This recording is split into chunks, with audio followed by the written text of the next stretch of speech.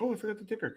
Hello, ladies and gentlemen. We are live. We are ready to go. It's Monday night, and we're back at it. We are the Wrasslin for Life Network, and we're doing our thing as always. We are on a live stream. We're ready to go on a Monday night. We have 3 hours, Monday Night Raw. Lots to talk about, lots of rumors, lots of stories. Fuck, man. I mean, there's a lot going on. It's going to be a crazy week here on the channel. It's going to be an insane week in wrestling. Stay tuned. Join us. And we got more coming your way. This is going to be fun. Happy Monday, folks. Let's go.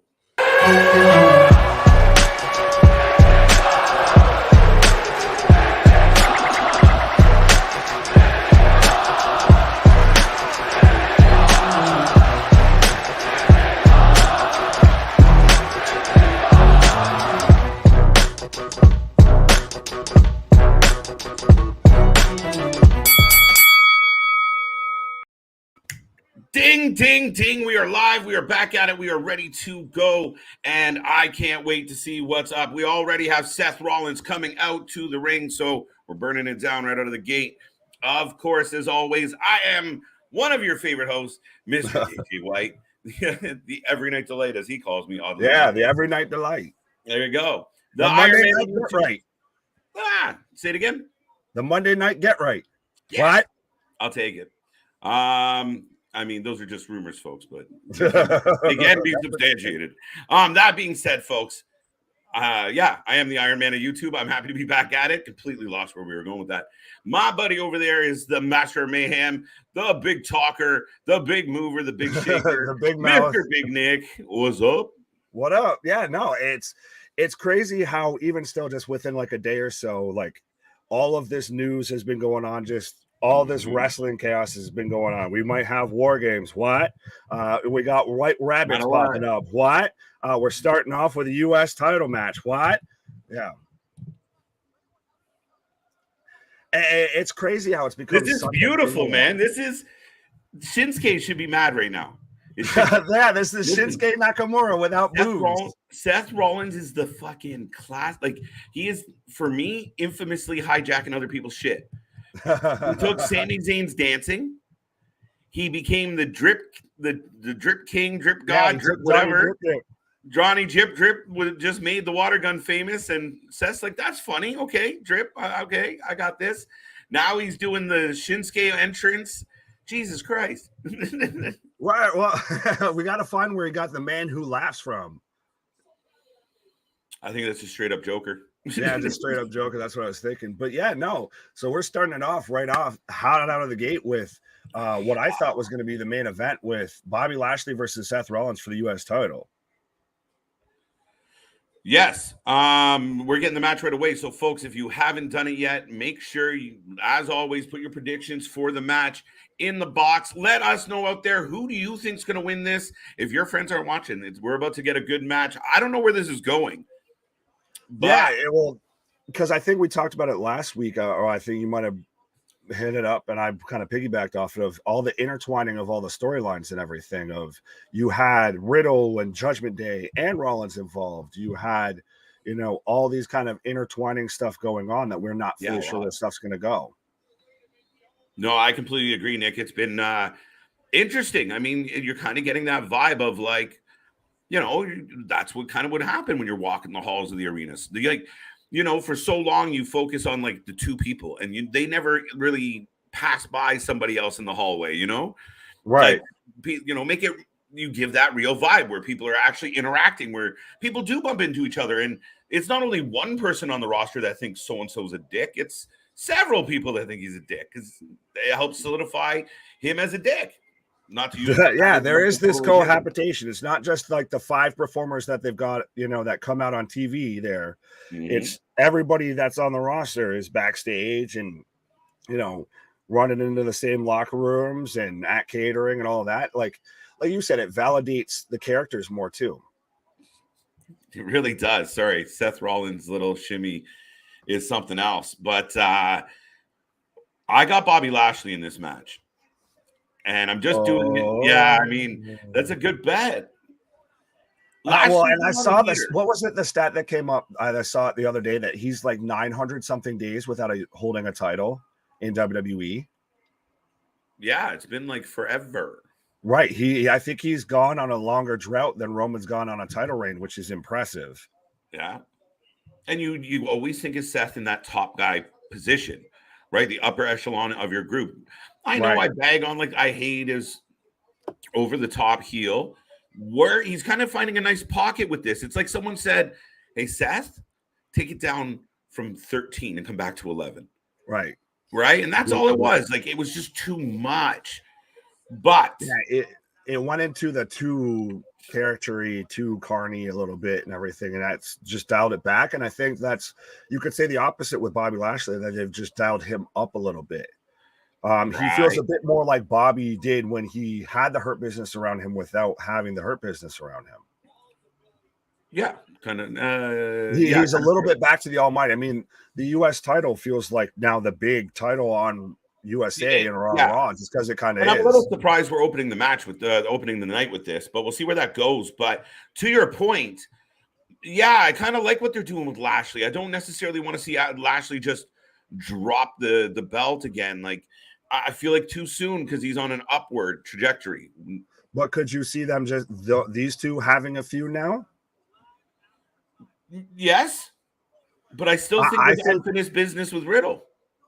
Well, listen, I get that it's still halfway unfinished, but to me, it's, you know, I hate to keep seeing Seth in feuds to where all he does is lose.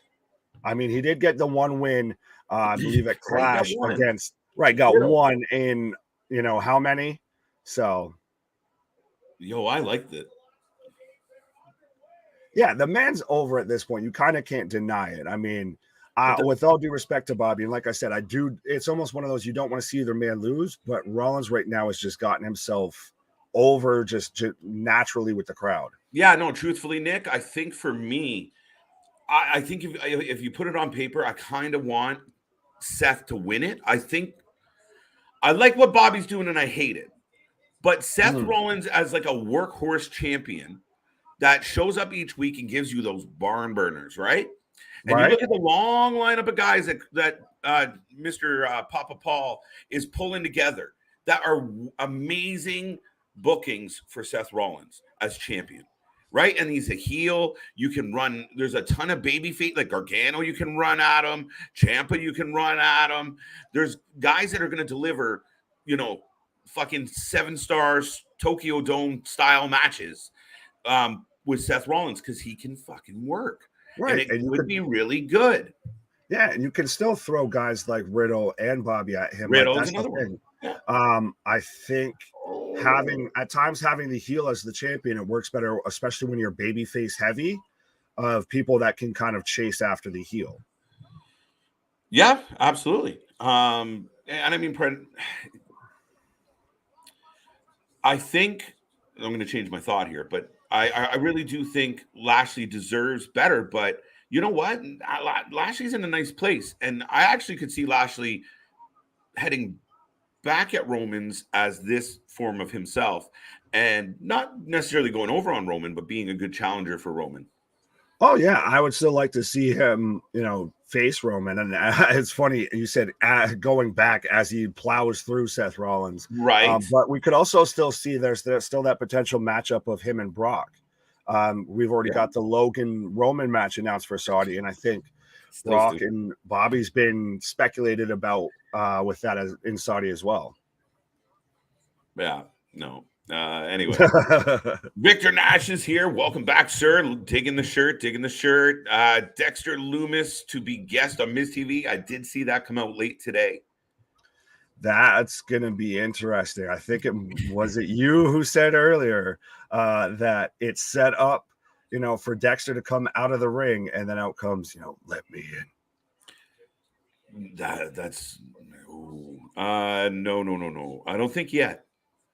Like, I mean, if you did it tonight on the doorstep of Grand Slam, I'm telling you right now, if there's any big moment like that or anything close, which I don't think we're getting that tonight at all.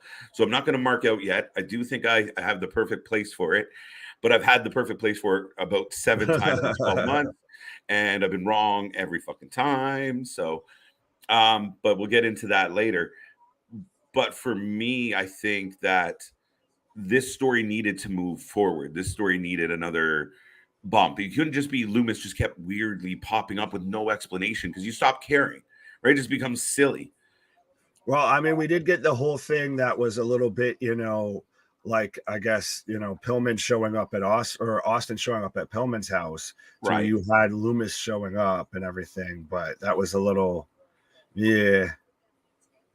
Yeah, I mean, to me, that was not as bad as Seth breaking into Edge's house. Who, Edge said, "Quick, get FTR," which is hilarious.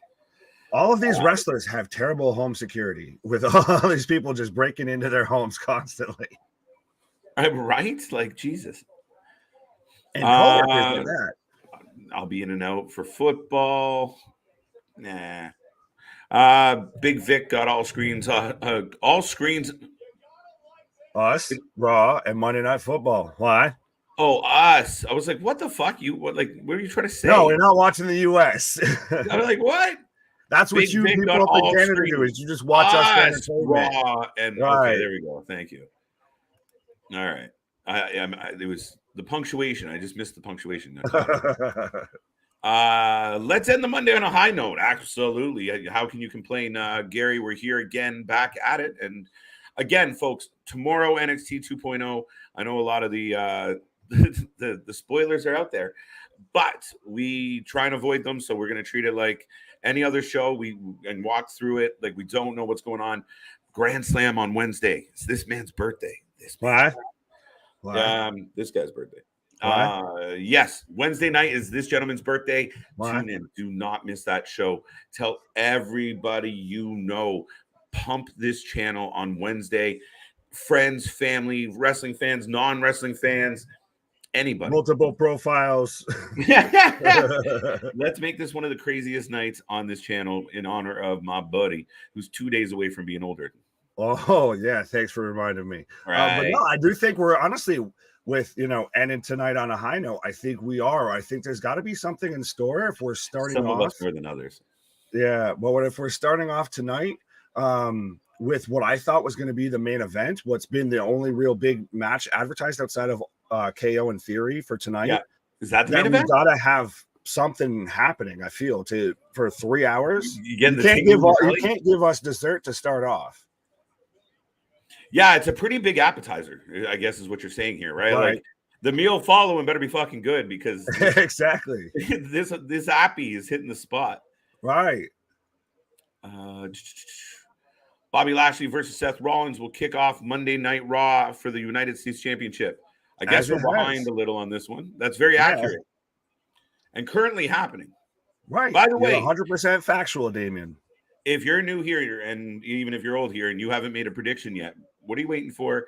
Get in the box. Let us know. Seth Rollins, Bobby Lashley, who's taking it? You want to give us an S for Seth and a B for Bobby because you're lazy? Do it. Right. It's the Almighty versus the Light Bright. The Light Bright. Tell me his gear doesn't kind of. I have been a fan at times. It's interesting with Seth's gear, but it's a little like 90s movie theater-ish. Like 90s carpet. Yeah, man, I had that carpet. I think every kid in the 90s had that fucking carpet in their basement or some shit. The ones with the little comets and fucking right. All he's missing is like the glow in the dark stars on his ceiling. Well, right now we got the two gentlemen locked up. Seth in control of Lashley's arm.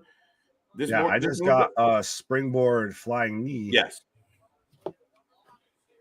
No, when we get to this hold, this hold actually doesn't look overly painful. Well, looks like Monday Night Raw. Here we go. Damien, good to see you. Curtis, good to see you. Dr. One-ish. Yeah, that's what you were about to say. I was going to say Trish. What's up? I'm glad you made it. All right. Hey there, hi there, ho there. Don't forget to like, subscribe, and join the family. AO, countdown to destruction, 2 more days. Oh, really, JV? That's what you're going to put on my birthday and everything? It's the goddamn apocalypse. For a second, I was like, really? Shit. That's when the White Rabbit will be revealed. Oh. I don't think so. No. You're not that lucky. No. They're like, it's Nick's birthday, but KJ's celebrating an awful lot. Exactly. Whose birthday is it again? KJ, did you just have 2 birthdays? Seth off the ropes. Torpe Suicida. See, I just got him getting, the Rampage Jackson slammed by Bobby Lashley. Oh, he's going for a second one. Riddler, yes. Oh, Riddler. Joker. Riddler, yeah. Penguin. Jim Carrey. Riddler. Penguin. I don't know where we're going. What's up, JV? What's up, Dale? Who else we got? Chris Leclerc, how you doing tonight? Breaking news: Bayley versus Alexa Bliss in the main event of Raw. Ooh. All right, there you go. Interesting. Chris, are you just fantasy booking? Because we know you're a fan of Bayley. So Seth Rollins for the W. Oh, that man just ate a turnbuckle.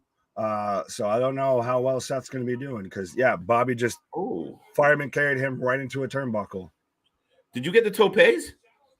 Yes, I just went right to the. I was looking down here. So I got the turnbuckle. So I'm officially 10 seconds behind you now. How did that happen? I'm too nice for my own good sometimes. That's the Canadian showing. Okay, I'm in commercial. So, folks, we are on a commercial break. I will remind everybody that we will catch up to the messages. Keep the chat live. Keep it full. Keep it coming. We're in the middle of a U.S. title match. Good start. Seth Rollins just got bumped off that ring post. Lashley in control. Back and forth so far. If you haven't made a prediction yet, do so.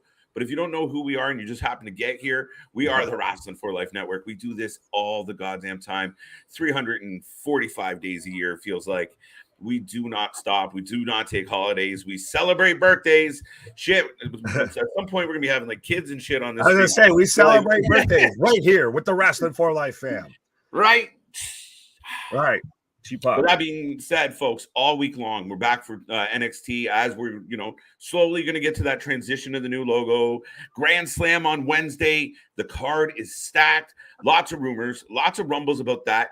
Who could show up? Mr. Tony, I might have something up my sleeve. I believe the man in the scarf will be leaving with the belt. I believe that the acclaimed, the acclaimed could potentially win that belt, even though I don't think it's the right decision. We can talk about that later. Then Thursday, we got Let's Rumble. Friday, we got triple header Friday on the 23rd. So it's going to be a jam-packed night. Are we at the 23rd? Yeah, we would be. And then all the way through the weekend. This last weekend, we covered, a couple niche shows, and we had a lot of fun doing it. And so we cover it all. You see it below. GCW, UFC, New Japan, Indies, sub. Oh, no, like sub. No, right. Well, we covered just this last weekend. We covered GCW, what versus TNT, what we covered Wrestling Revolver, what we're here talking about the PWI 500, what nobody covers professional wrestling like we do. Outwork everybody, folks. That's it. So like, subscribe, join the family. Where else are we going with this? I got to find out where we were last. Seth for the W. Lashley, Seth will be new U.S. champion. So we got a couple back and forth there. Right. No, never mind. Lashley wins. I almost forgot about Riddle. There you go, JV. That's what I'm thinking. Hassan, good to see you. Welcome back to the stream. Lashley wins by DQ, and it turns into a triple threat at Extreme Rules. Interesting. Interesting, but I feel like you get there easier with Seth's holding it. Right? But that's like, Riddle comes out and flattens Seth, and then Lashley pancakes Riddle. Yeah. You'd have to get more of that intermingling, that intertwining, I feel, for that to really work. We'll see. Could be a quick turnaround. Right. I mean, if they're trying to get the belt away, and I mean, he gets a few more weeks as champion, and then here we go. Riddle, it's going to cost Seth Rollins the United States Championship. That's my prediction. A few people feel that way, including me. I still think Riddle I think Rollins takes it. Dominator. I've just got it. Rollins just eating all of the elbows. Did you get a Dominator? I got a spear.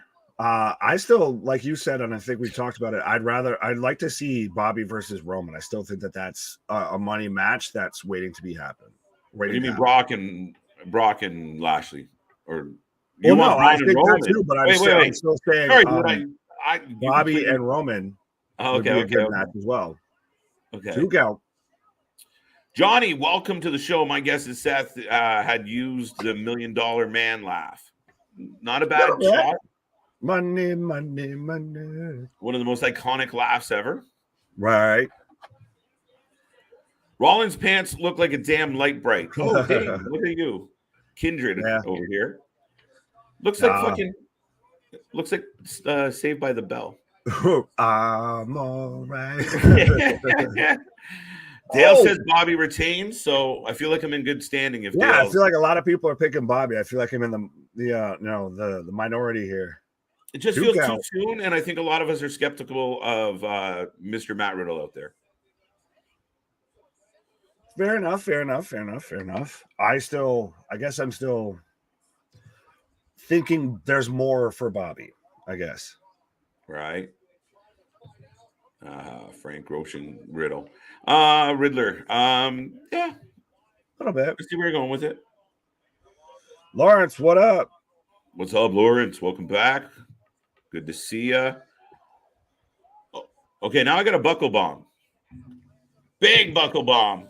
I got both men up in the top turnbuckle. Oh, so that's amazing. Dude, without doing anything, I was 10 seconds behind you, and now I'm literally getting a buckle bomb in a near fall. I'm going to just call you the Roadrunner, man. Beep, beep. Right. I just get that. I'm okay. Now I'm about at the buckle bomb. I'm not going for you. Between the two of us, we just get all the action. Right. That's it. Well, it's good because I miss shit. So you can. Right. And I miss stuff too. There we go. Greg, how are you doing tonight? Welcome back. What? Frog splash. 2 count. There you go. There we go. How will Theory face Owens tonight with a broken nose? You can wrestle with a broken nose. He'll come out with the face mask like Cody used to and everything. Yeah, Cody, Sheamus. Right, everybody has. I mean, ask Sheamus. Sheamus did that for what, a couple months? He did it for a minute, actually. Right. And then Carmella started doing it. I'm like, this is just too much. He'll just borrow Nikki Ash's little face mask there. Crossface. Almost. Oh, look at the Seth Rollins has got Bobby in a crossface. Mm-hmm.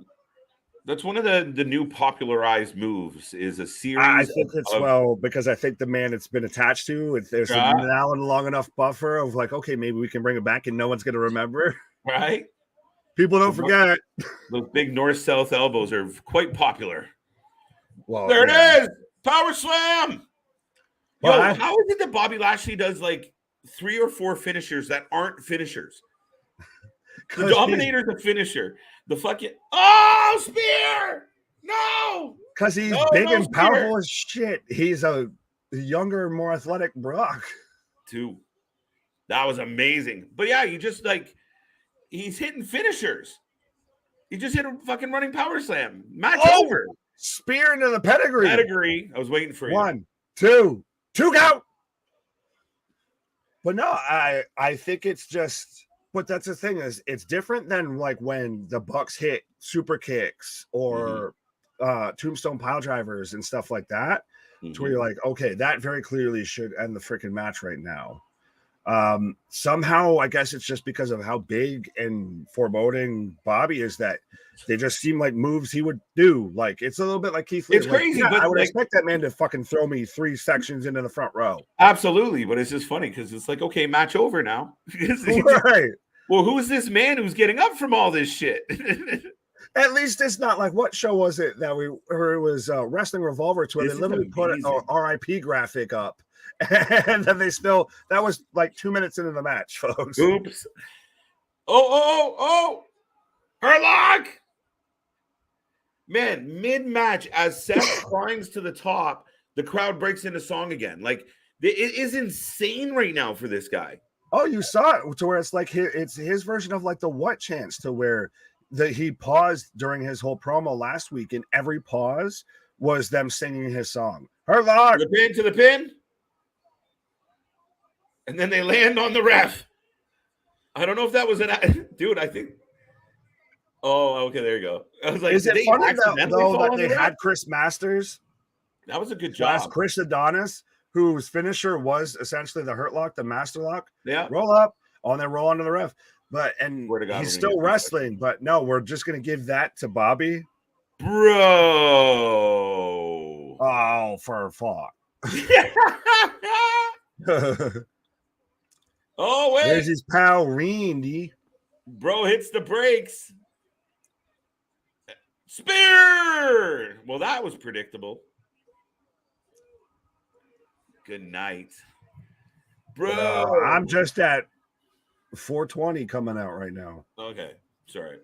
No, you're good. You know how it ended. All right. It's all good. Jason, this is why we're friends, buddy. So for those watching along at home, Bobby Lashley retains. Matt Riddle showed up, played a little interference, played a little mind game. Seth gets distracted, eats a shitty spear, and loses. This is my point. He kicked out of a Dominator. He kicked out of a fucking power slam. He lost to a shitty spear. To me, it's not as unforgivable as some false finishes and all of that I've seen and all that. To me, that was a good match. That's a hell of a match to start the show with. If that would have ended, different story. Right. But it started, good match. Good match. Right. I'm excited to see what's coming next. If that's how we're starting, then what's next? It's a solid start. And again, Lashley gets to move forward as champ. Seth and Riddle, have a reason to continue this storyline. So now Seth being the heel, I want to see what he does to one up this situation. Hit him with a car. We see that potentially later tonight. Maybe. But this has brought the best of Riddle out.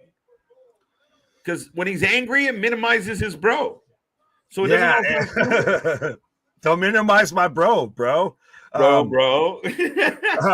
no, to me, it was perfect when they had that side by side of them, like, I'll kick your fucking ass and everything. Right? Yeah, I'm trying not to swear, folks. That was good. But that's what I've always liked to where you would, like, they're clearly in the same arena. So I'm going to go and find you and I'm going to whoop your ass because I know you're talking shit and I know you're here.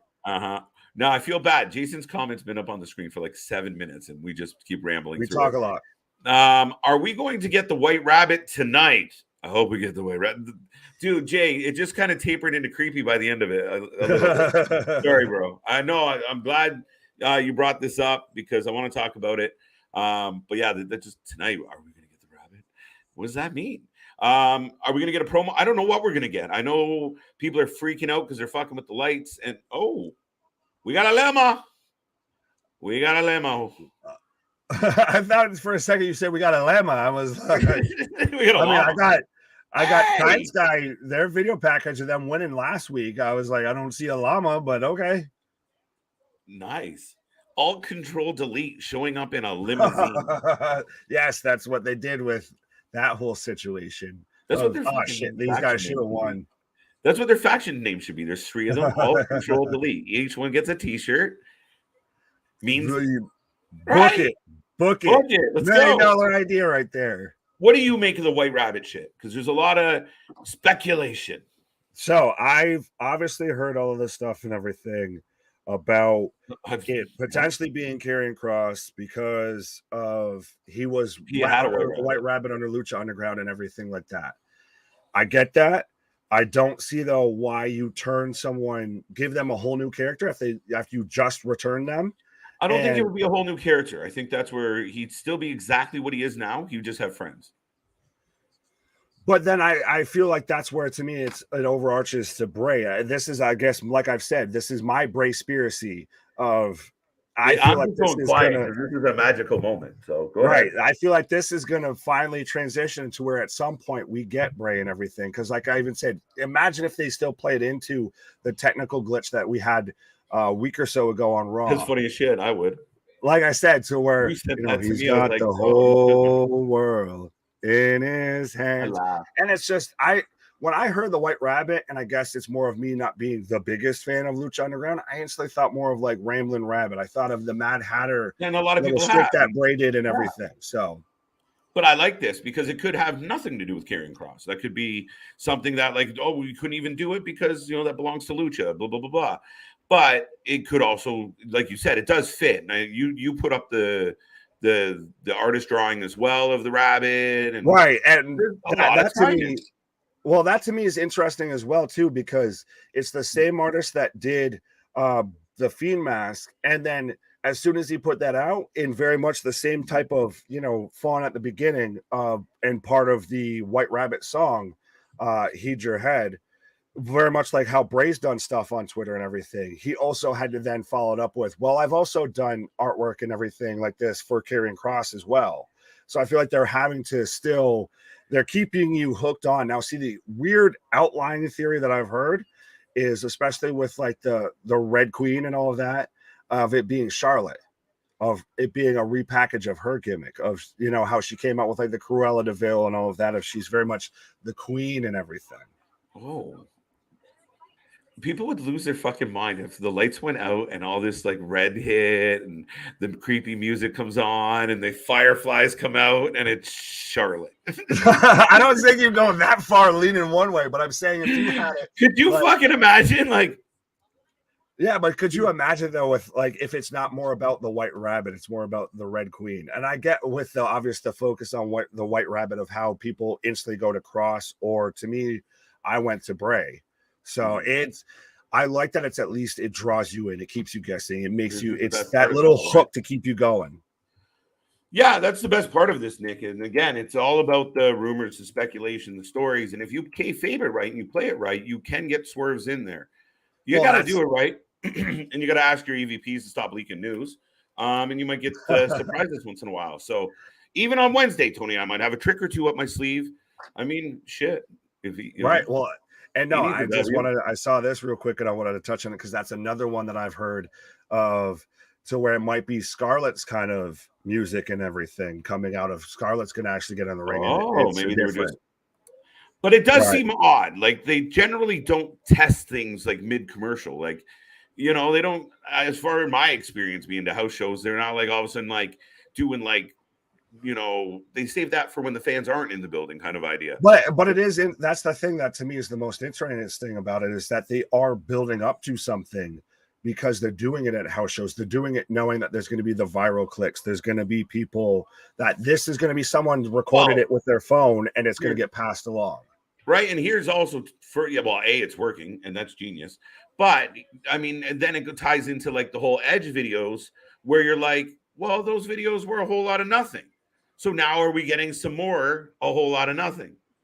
But that's to me, and I guess, and as I'm getting, advertisement for Survivor Series War Games, which of course is in my freaking backyard now, and you want to turn it into War Games, and I can't get a goddamn ticket.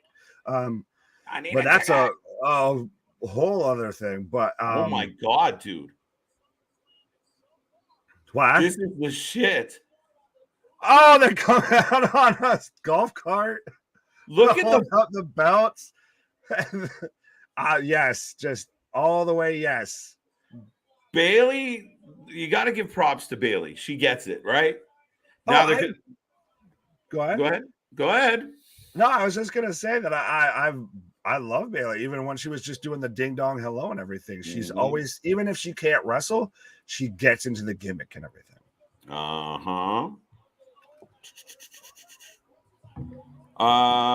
We'll get back to the White Rabbit. Braun Strowman. Now, here's the thing. You got War Games coming up. You got multiple people in each match. Now, potentially 4 or 5 on each team. Let's say it's something like the Bloodline versus Imperium and Friends or whatever. I've seen options of like Sammy and KO with people. But let's say you get 5 on 5. Well, what's better than 5? 6. And if 6 people show up, they have the numbers and nobody sees them coming. I mean, timing is everything. But yeah, dude, I feel like a mark because I've gone down this road a couple times. People on this stream can be like, fuck, KJ, you're doing this shit again. But it works. I don't think we get the Wyatt 6 anymore, or unless we do, I think it involves Karrion Kross somehow. Like if we're gonna go the White Rabbit with Kross, I feel like that it still involves Bray somehow. I don't know why my brain goes that way. But I'm not even that greedy, but yeah. I mean, what do you do? We've got streamers galore, but to me, what I feel The Young Bucks might be suspended, but the streamers are still working. Right? The Ring of Honor doesn't have anything on TV, but we've got streamers everywhere. But no, I think we get Imperium versus the Brawling Brutes versus the Bloodline. Whether Roman's involved in that match or not is debatable. You think we're getting a three-way brawl? I think that's where we could be going. I think we could potentially, if they do it right, you do it for all the belts. Because we've already got the Brawling Brutes as number one contenders for the Usos. We've still got Imperium and Walter and Sheamus and all that. So you just tie everything together. That's a lot. That's amazingly fantastical. But yeah, no, I mean, dude, it sounds fucking lovely. Will they put all those pieces in play and make it all, or not? Will it go that far? No, but it's a lovely fucking thought. Book it, Papa Paul. When you said fantastically wonderful, I was like, okay, Chris Jericho. That sounded like something you'd say. But we've got Damage Control right now celebrating their women's tag team championship victory right now in the ring.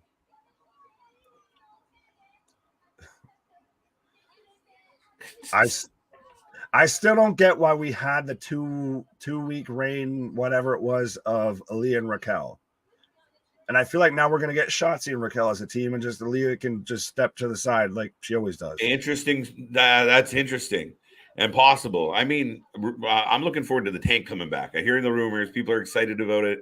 I'm a big kid at heart. What can I do? Give me the Tank. Let's go. Do some T-shirts. At least you get a pop. Right.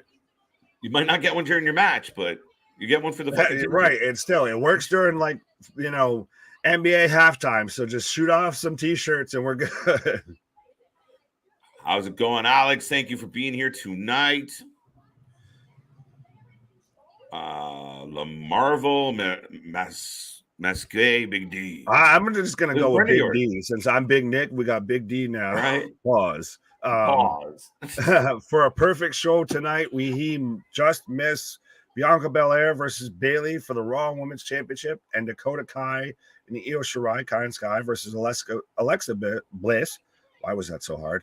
And Asuka for the Women's Tag Team title. Been there, done that. Yeah, I don't know what's going to happen. But they seem to be revisiting it, Nick, and I'm not thrilled about it. Well, it's still, I guess it comes down to a little bit like what you've talked about with depth when it comes to, we've got the depth now when it comes to the men's big title pictures. Now we need depth at the women's title pictures. Here comes Belair. Hey, yo, what about them Jets? I left the game with 40 seconds left in the fourth quarter, down 13. How the hell did they pull that off? I don't know. Flacco magic, I guess. But there we go. At the end of the day, they're still the stinking Jets. So. Right. Nope. I had I had the one with the town. What? What? Like the town? Like Boston? What? Like the Ben Affleck movie? What? Like where Survivor Series is going to be in Boston? What? We're going to get War Games? What? See how I did that transition? What? Right. Seth by count out, we're way behind. Seth lose, yeah, little behind. Oh, and so we are now getting Bianca and Asuka and Alexa. So are we just going to get the 6-man that we had at Clash tonight? Maybe. I want to see Dorado versus Rey Fenix. That is one of my dream matches. Are you sure they haven't wrestled? They might have. That's one of those if you'd have to go through the annals and look it up. Yeah, but I'm almost confident Dorado and Phoenix is or Phoenix, however you want to call them. I'm confident that they've crossed paths. But and I'll ask you this, I guess, and it's been a thing that's more been bouncing around in my head today, because we're also getting the women's War Games match at Survivor Series. Yes, who's in the women's War Games match? I think we're building towards it with this bunch here. But so we just do we do a 3-on-3 inside 2 rings, inside 2 cages? No, I think there'll be like additional people. Got you. I see now. I've had this sneaking feeling still that Sasha and Naomi are going to show up. And I understand that most people think that she's going to be a SmackDown performer, but I still think Miss Charlotte Flair's due to show up at some point. Oh, wow. Sorry. I hear you. I'll get right back to you in a second. No, But you're good. Bayley just taking a strip off. Alexa cutting it a little real with like, who are you? Alexa versus Bayley. I'm down. Let's go. Right.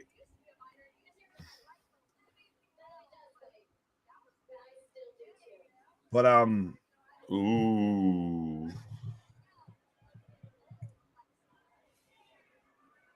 The old Alexa.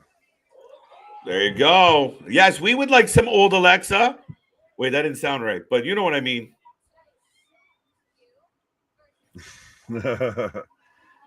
Yes, Victor, that's what we're talking about. They're That's not only doing a men's War Games match, they're doing a women's War Games match. And that's, again, so you can tell Papa Paul's listening, because I don't know exactly who said it first on here, but I think we've been talking about it on a channel in here for quite a while, of that it should be, you get the War Games involved in Survivor Series, and we thought maybe NXT gets the traditional Survivor Series matches, but I think they're just going to get Halloween Havoc. Yeah, we talked about that idea for a while, where the what would they do with NXT? But if they're doing Halloween Havoc in lieu of some type of Survivor Series mimic, it's perfectly fine for me. I think War Games was the right move, and I don't know who's listening to us, but it's a weird coincidence that we were beating that fucking drum hard. So we've had I just look at it as, we're speaking things into existence. Right? That's what happens when you smoke the hopium. You just speak things into existence. Right. So, man, it's crazy where legitimately 2 matches, both we're going to be War Games, male and female, like you mentioned. And again, like, I think they're trying to build something up here with this group, and then there will be add-ons. I know you had some thoughts as well. And then the men's, who knows? A triple threat? That's crazy. I think we almost get 2 triple threats, or if now you're just being fucking greedy, bro. Well, or maybe not even exactly that much, because I feel like, though, would you rather see Bianca again with Bayley and all of that, and we're still doing that all the way up to the Survivor Series, or you get Bianca versus Ronda? Because they still do the Survivor Series to where you have champion versus champion. So if you get Bianca versus Ronda, because I'm already predicting Ronda is going to win the belt off Liv. It feels like it, right? Right. But so it's interesting, because I don't know if there's another faction or anything in the women's division besides like what you've talked about with what we've already seen on screen. Right.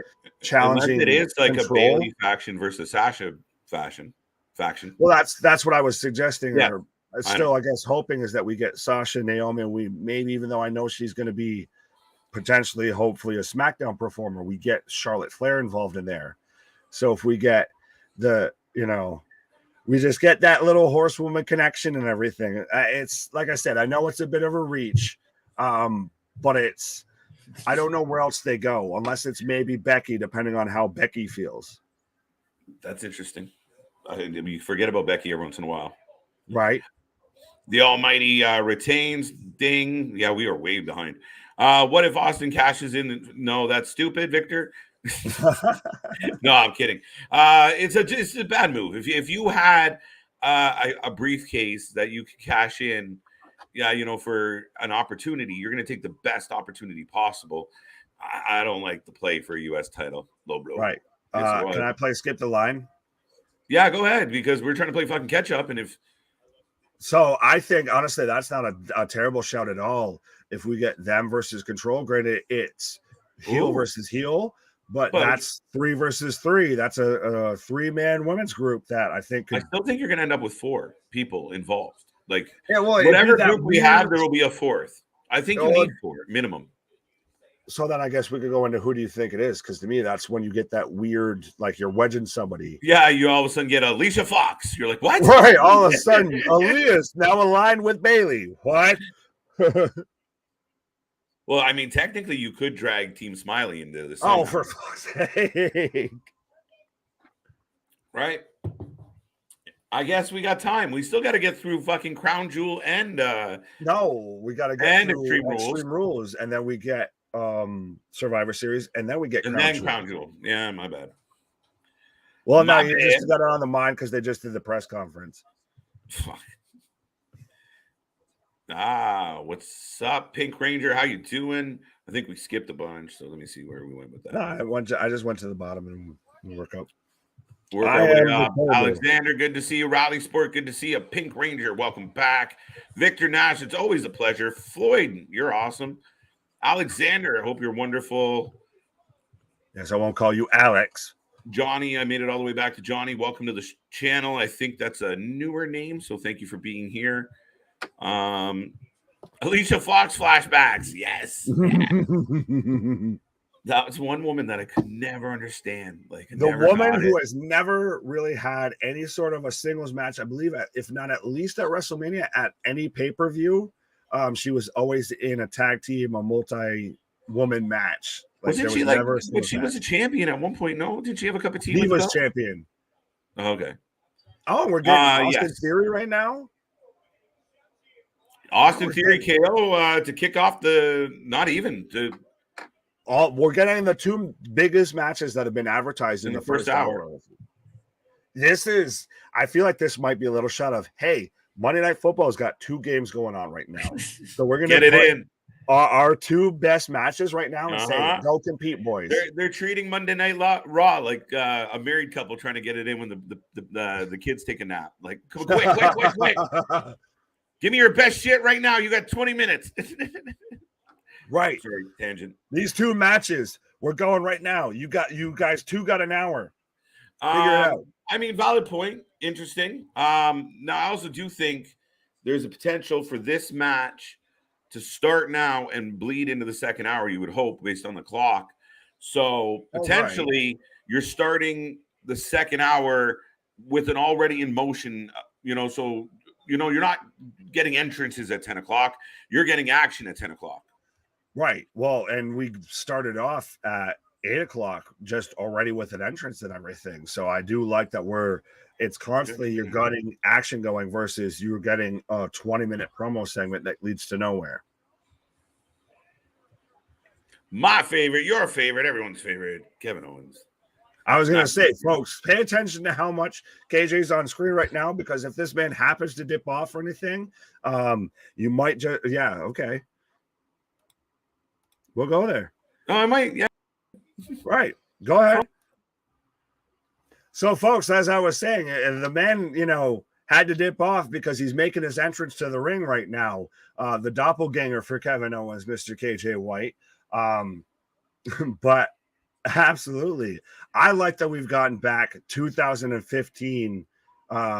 It feels like KO of very much when he showed up, just as NXT champion, beat Cena with the duct tape on the shirt and everything. I do think that we're still leading to a KO versus Sammy thing, and I just like that. It's one of those, we always expected it under Papa Paul that KO was going to get a push. So we are getting right now, folks, we're getting Austin Theory versus KO, as Austin just already rushes KO before he can even get in the ring. So let me know in the chat, folks, who you have for this match, because I think I'd be going against, my brother from another mother if I didn't pick KO for this. And I still think that this man's on a heater. I think they're still beating, Austin Theory's getting his Vincectomy. They're beating the Vince out of him with that whole promo that KO cut of just, prove me wrong. How many of you guys come through and are a dime a dozen? I think that there's still a lot more depth that you can go with that versus just we have a one-off match. So I think KO gets the win here, and maybe we get a restart or repackage or a revamped Austin Theory. I'm still wondering if anybody's going to take the briefcase off of Austin Theory, or does he still try and cash in on Roman? Could you imagine Austin Theory's the one that cashes in and say Saudi Arabia after, the match between Roman and Logan Paul? Yeah, I see Gargano. We both thought that, KJ, of that he would be, the one to take the briefcase off of Theory. And it feels like a natural built storyline because they were both, the way it's, big brother versus little brother. But I really like what they're doing with KO. If he's still even calling out like, hey, I still owe a title shot with Roman. That didn't end, on the up and up. He still owes me one. But so, folks, let me know who you got for this match right now. Theory and Control. We're just getting underway. But we've got Austin Theory versus Kevin Owens. It's surprising to me that we've got the only so far 2 matches that I know of that have been advertised outside of the whole Miz TV segment starting off Raw. Like I said, I feel like that might be, hey, Monday Night Football's got 2 games starting off at about 8 o'clock, or one's already in action. The Bills and the Titans, which my Bills are up, I think, 17-7. And we've also got the Eagles and Vikings, which Eagles are up 7-0. So I think we're going to give it all we've got, in the first hour. It's just going to be interesting to see how they follow that up. WWE is teasing with Kevin Owens could get the Money in the Bank briefcase. Yeah, like I said, Dale. And what up, Dale? What up, Rally? JV, you're still kicking around. What up to everybody that's peeking in? Just say hi. But yeah, no, KO's not a bad shout. I still think we potentially get KO and Sammy as a tag team. And if you've been here for a minute, you know my whole theory with that. But it's draping neck breaker from Theory on the KO onto the outside. But it'd be interesting to see what they're going to do with KO. Are they going to get multiple championships, or are they going to split the championships? That's the best thing right now with WWE is you keep guessing, and every outlook is a positive one. With AEW, you keep guessing, and it just all kind of halfway feels negative. But I am in commercial, folks, so I will take this time while we're in commercial, and my brother from another mother's on a little pause for the cause to remind you, fine folks, that we are the Wrasslin for Life Network. We cover everything from WWE, what? AEW, what? NWA, what? Impact, what? GCW, what? NWA, what? XPW, what? BCW, what? And even we had on Saturday, we were midstream covering GCW versus TNT, and we had somebody in the chat and everything suggest another show that had a stacked ass card, and we just already set it up and just decided we were going to stop, or we were going to hop on and cover that later on tonight. So that's the thing, folks. It's not just a gimmick. We truly live it here. Of nobody covers professional wrestling as much as we do, as often as giving you our live reactions, as frequent as we do. And is honestly just covering it as well as we do, as often as we do. Why? So make sure, be a friend, tell a friend, like, share, and subscribe. If you haven't already, give the video a thumbs up. Make sure to hit the bell notification, because like I said, on Saturday, we don't even know when we're going to show up for certain streams. And make sure you subscribe. Make sure if you're in any sort of a wrestling group, you got any friends that used to watch wrestling and you're trying to get them back into it, just tell them to come in and watch us. Give us 30 seconds every time, and I'll make you a wrestling fan. Mountain Rally, what are you talking about? Aleister Black's Twitch, he's open to return to WWE under Triple H. He said that. Yeah, I'm not surprised, but I do think, and I've read the statements from Malachi Black, and especially as someone who's very clearly a mental health advocate. By the way, I do have, us as a channel have a fundraiser going. I believe the links in the video description, the channel description, also our socials are going through there and everything. So you go and check it out, the post out on Instagram. We're all very much advocates for mental health and all that. And even Malachi said he didn't want that part to get out, but he very much has just felt like he needs to take a break from pro wrestling, especially after 22 straight years of just consistent action. So I absolutely, thanks, Vic. I'll get there. But I very much feel that Malachi's, earned and very much deserved and all of that of taking a little break and a little pause for the cause. And it's going to be interesting to see if, when, where we see him come back. I know obviously it's a quote unquote conditional release from AEW, but it's still, there is the potential of him going back to WWE as always. I feel like anybody right now and that's what's got Tony a little shook. Is that anybody could go back over to WWE? Like surprisingly, Cody went, and we're back to action, folks. We've got right now KO just taking Austin Theory from pillar to post, just smashing the man's head into a turnbuckle. Setting up for a cannonball. Theory moves out of the way.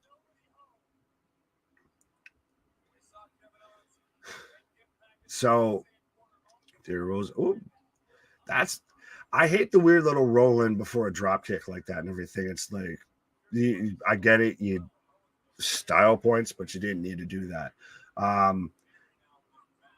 Boom. Boom, boom, boom. You broke the kayfabe. You're on I broke screen. the kayfabe. I almost should leave. Same time.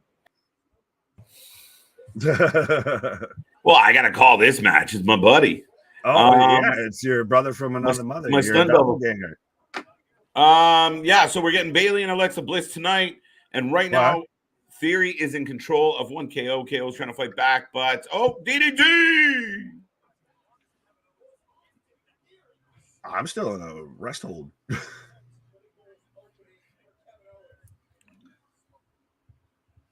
But so you think that I got Owens.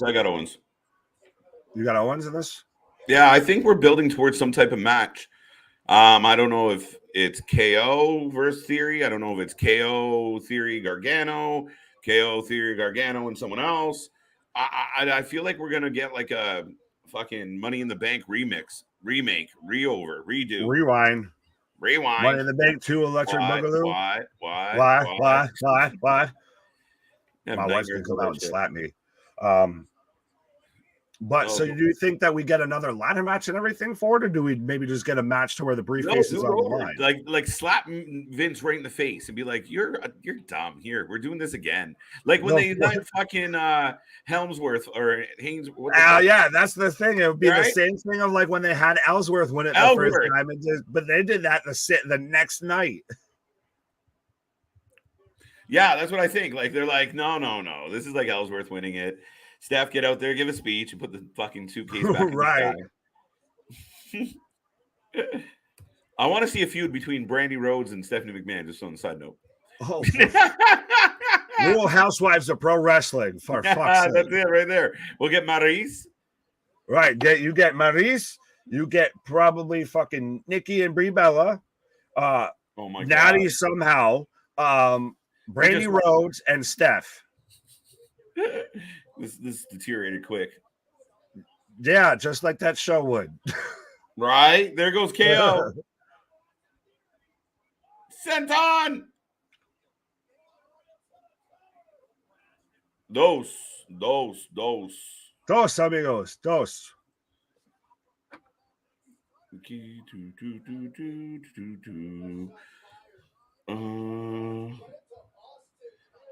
Well, that's just super kick.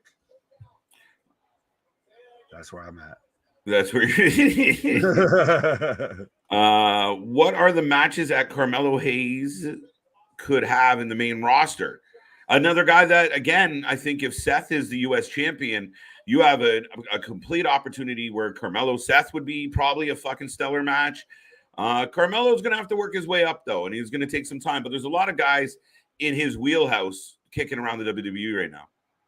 Oh, absolutely. I think he slides, whether it is on Raw or it is on SmackDown, he slides completely at least into the mid-card division instantly if he goes up to the main roster. Yeah.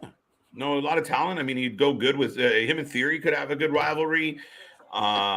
You have options there. Him and Theory could be a good team for all we fucking know. Hey, not interesting. Too arrogant. Well, it's one of those of that to me, Carmelo's been my breakout star out of 2.0. I know everybody's obviously there's all the big build behind Braun and all of that, but to me, Carmelo's the one that's the sleeper that came out of nowhere, the dark horse, and just ran with that show.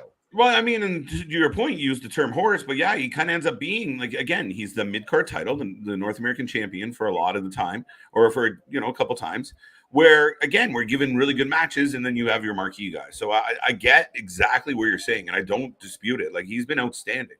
Right. KO. KO off to work. They go. It's off to Canada we go. Does anybody think Dexter Loomis will bring Indy? Well, he said goodbye for now, so I don't know what that means yet. Yeah. Oh, KO! What? Wait. Both men up top? Wow. Blockbuster goes. Wow, what a match. Look at KO. Another headbutt. You still not at the flip? No, I'm not at Flip Gordon. Watch KO here on the turnbuckle. Oh, that man, wow. Blockbuster. Yeah, but you ain't predicted him to do like, all right, let me just, he jump, flip, watch me flip it and reverse it. Like that man went Missy Elliott and just, jumped, was facing forward, jumped, spun back, did a 180 and springboarded into a moonsault. 1, 2 count. Nice blockbuster by Theory. And here's the thing, Nick. You got a Theory in the ring banging out a banger. You can't really, I know we don't like him because he was Vince's guy, but this is what you do. They beat the shit out of him for several months, well, a couple months, and now they're putting him in good matches where we forget, oh, you're Vince's guy. No, maybe he can actually wrestle.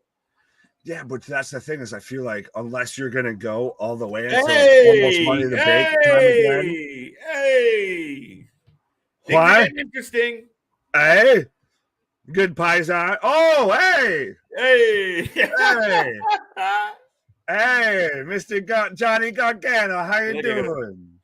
Folks out there, give me a thumbs down if I'm too loud.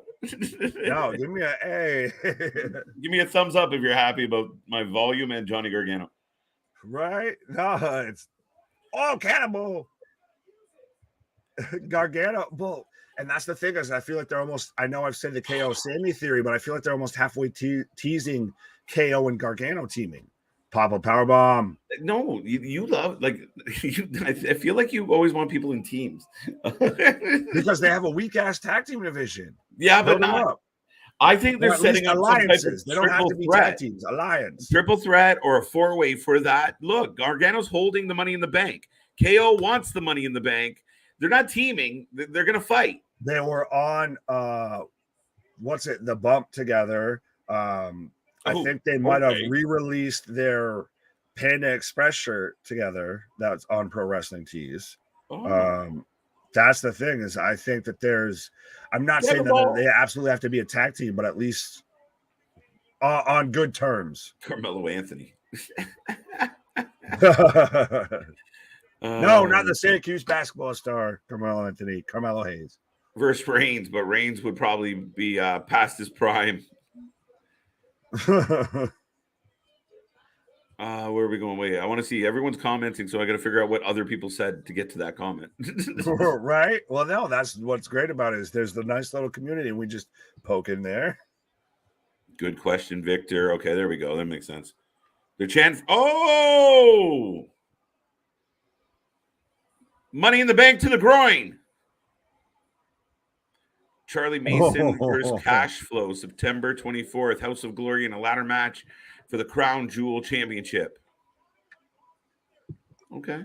I don't know about that, but Austin Theory just got hit his Crown Jewels by Johnny Gargano dropping the briefcase on there. So whatever, anyone that was holding out for a way reunion is sadly mistaken. Yeah, not yet. Not for a while. But I honestly think, now KO beats Theory, so he's going to say, I deserve to take the Money in the Bank because I beat you. I deserve that shot. Gargano just dropped it on his gigantic balls.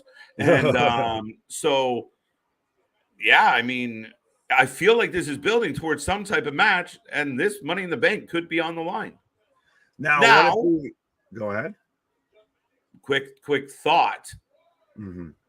What if it is a case of Gargano, KO, whoever, and it is a match for that? We're assuming they're going to take it away from him. What if it's his moment to prove that he deserves it? Fair enough. Interesting. Right. Well, I guess if we're going to go, the overarching question is whoever wins it, do we see them successfully cashing it in? Whether it be KO, whether it be Johnny, whether it be Theory. It's tough, right? Because right, you have 1 year to use it for Money in the Bank. So that Mhm. technically means, yeah, I think you let You could Roman do it get post Mania.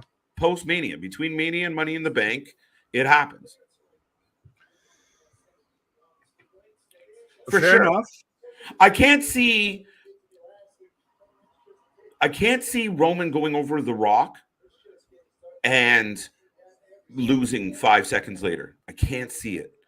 It wouldn't happen like that at all. I think, like I said, it's going to be interesting. I think the Raw after Mania is going to be the most interesting in quite a while. Nice. I think that Johnny, maybe if we're going out of those three, Johnny would be the most likely and the biggest hero moment. If he's the one that manages to cash in on Roman after Mania.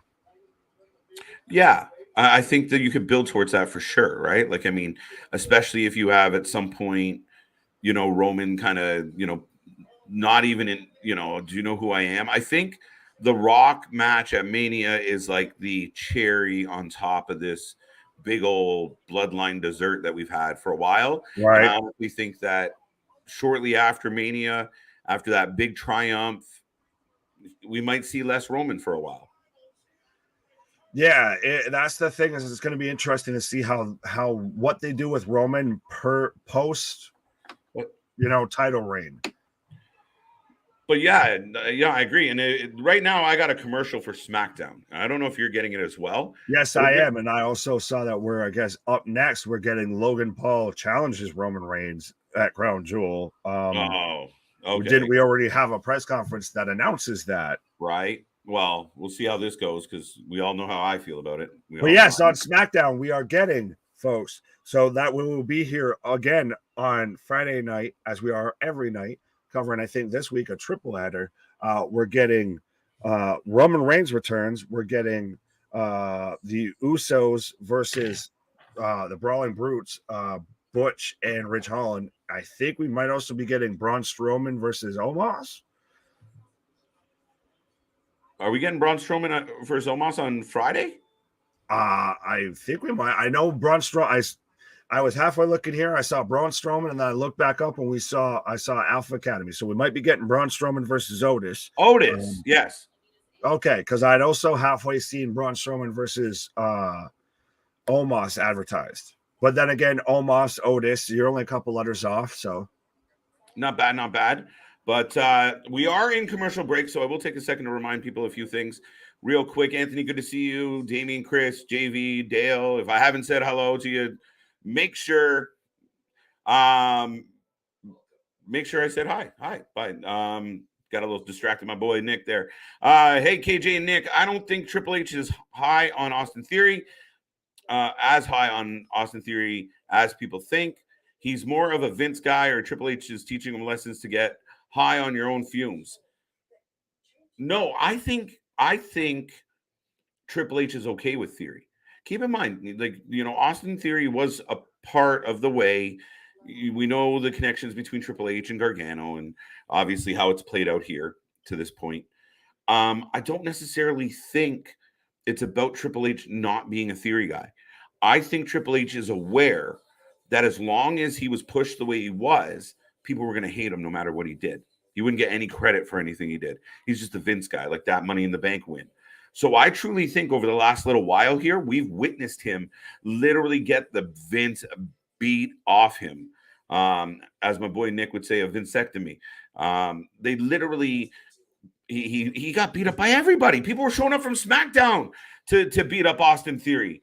So now for me, you put him in a match like tonight. Did someone out there, let me know if you watched that match between KO and Theory and go, Theory shit.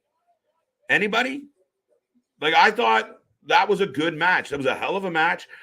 He was right in there. He hit his moves. He controlled it. He's a good heel. I don't know, but I think this is what you need to do for Theory now. And that's where I think that, yes, potentially the Money in the Bank could be up for grabs.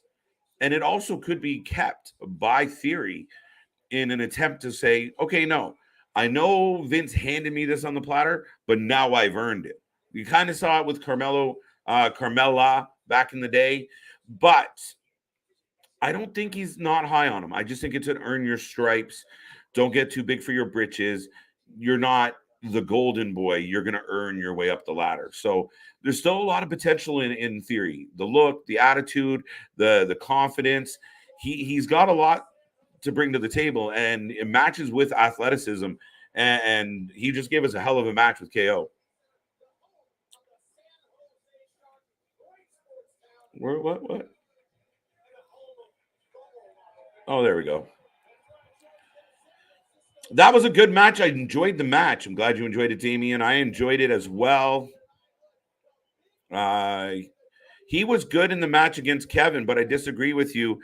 This is a way to teach him not to get too high on his own fumes, because that's what's happening. But we don't know that he was getting high on his own fumes. We don't really know. I think the worst thing that ever happened to Theory was Vince coining him the way, the chosen one. It never works out. Never works out. So, all right. So just real quick to give everyone an update. If you're watching in, we're getting a replay of Roman Reigns on Impulsive. We're getting a recap of how we're getting to this match at Crown Jewel and why we should care. And I will say this. I hate it. I hate the idea. I don't want to see Logan Paul on his third match going up against Roman Reigns. However, several people, including my buddy Nick, the idea that it's a Saudi show, it's always a bit of a hodgepodge, throw it together and see what goes type of event. So yeah, for me, I can get my head around it of like, who cares? If it's a throwaway match, it's not like Logan Paul's taking the belts off Roman. But again, if this was an ongoing storyline, I don't think I'm ready to see Logan Paul. As much as I'm a fan of what Logan Paul does, unlike my light. There we go. Clap on. But yeah, no, I just don't care for the angle. But here we are. We had a big press conference, and this is what it's about. It's about eyes. It's about clicks. It's about views. And there you go. The biggest name in wrestling, period, against a guy who's got a gigantic following for himself. So, interesting. How do you guys feel about this? Siri, remind me of a younger Jericho when he first came into WWE. Austin Theory reminds me of a younger Christian. Theory. When he first came in. No. Not quite. I don't know if I don't know if I'm fully getting where the comparable is there, as far as I just think when by the time Jericho got to the WWE, he was kind of on a different plateau at that point. I really do believe that. I believe that Jericho was a lot more comfortable and had a lot more grounds. Like, I mean, he had already paid those young man dues kind of idea. So I don't know. Maybe I'm missing something there, Anthony, but I don't quite piece that connection together that well. Yes, Saudi shows are clickbait pay-per-views. Fair enough. I don't like it. I don't like a random nothing pay-per-view in the middle of my storylines and in the middle of my angles and fucking up my process. 2 years as champ versus 2 matches. Yeah, it should be a dust. Here come the Brawling Brutes, who picked up a big win on Friday. And they're here on Raw tonight. Somebody finally told... Did someone tell Pete Dunne to take the bun out of his hat? About time. I'm talking specifically how Theory carries himself in the ego, because Chris had the same issue when he first came in. Maybe. Who are your sources? No one can prove.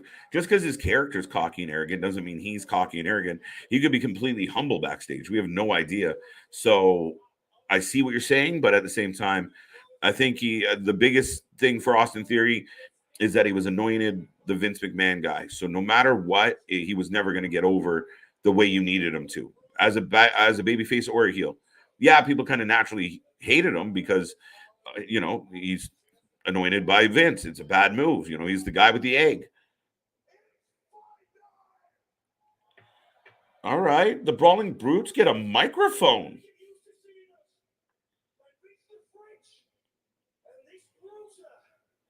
I called Pete Dunne the Bruiser. They're cutting a promo on the champs. Live on Friday, the undisputed WWE Tag Team Champions will be taking on the Brawling Brutes. Brawling Brutes are the number one contenders based on a match last week. And any early predictions on that one? Anybody think the Brutes have a chance? Oh, for fuck's sake. Is it just my imagination, or does every time a tag team cut a promo in the WWE, the Street Profits show up? Am I crazy? I'm so tired of the Street Profits. Anyone else tired of the Street Profits? Am I alone on this? Can't be alone on this. Anthony's with me. Come on, folks. Get going. Fill that chat up. Can you see Triple H maybe putting the Brawling Brutes together with Drew McIntyre? Because for me, it feels like a babyface stable now with the extreme.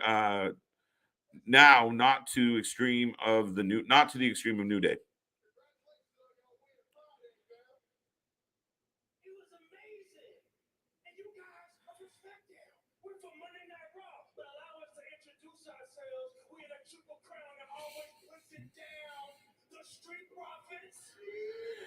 All right. Montez is slick with that microphone. I will say this, though. Something's got to change with the Profits, though. They just come out. They have spot matches. There's not much to it. They need a bit of an angle. They need a bit of a story. Maybe they need to break up. Maybe too soon. I still say the Usos retain on Friday. Good shout. Oh, the Bruiserweight chucking some clothing at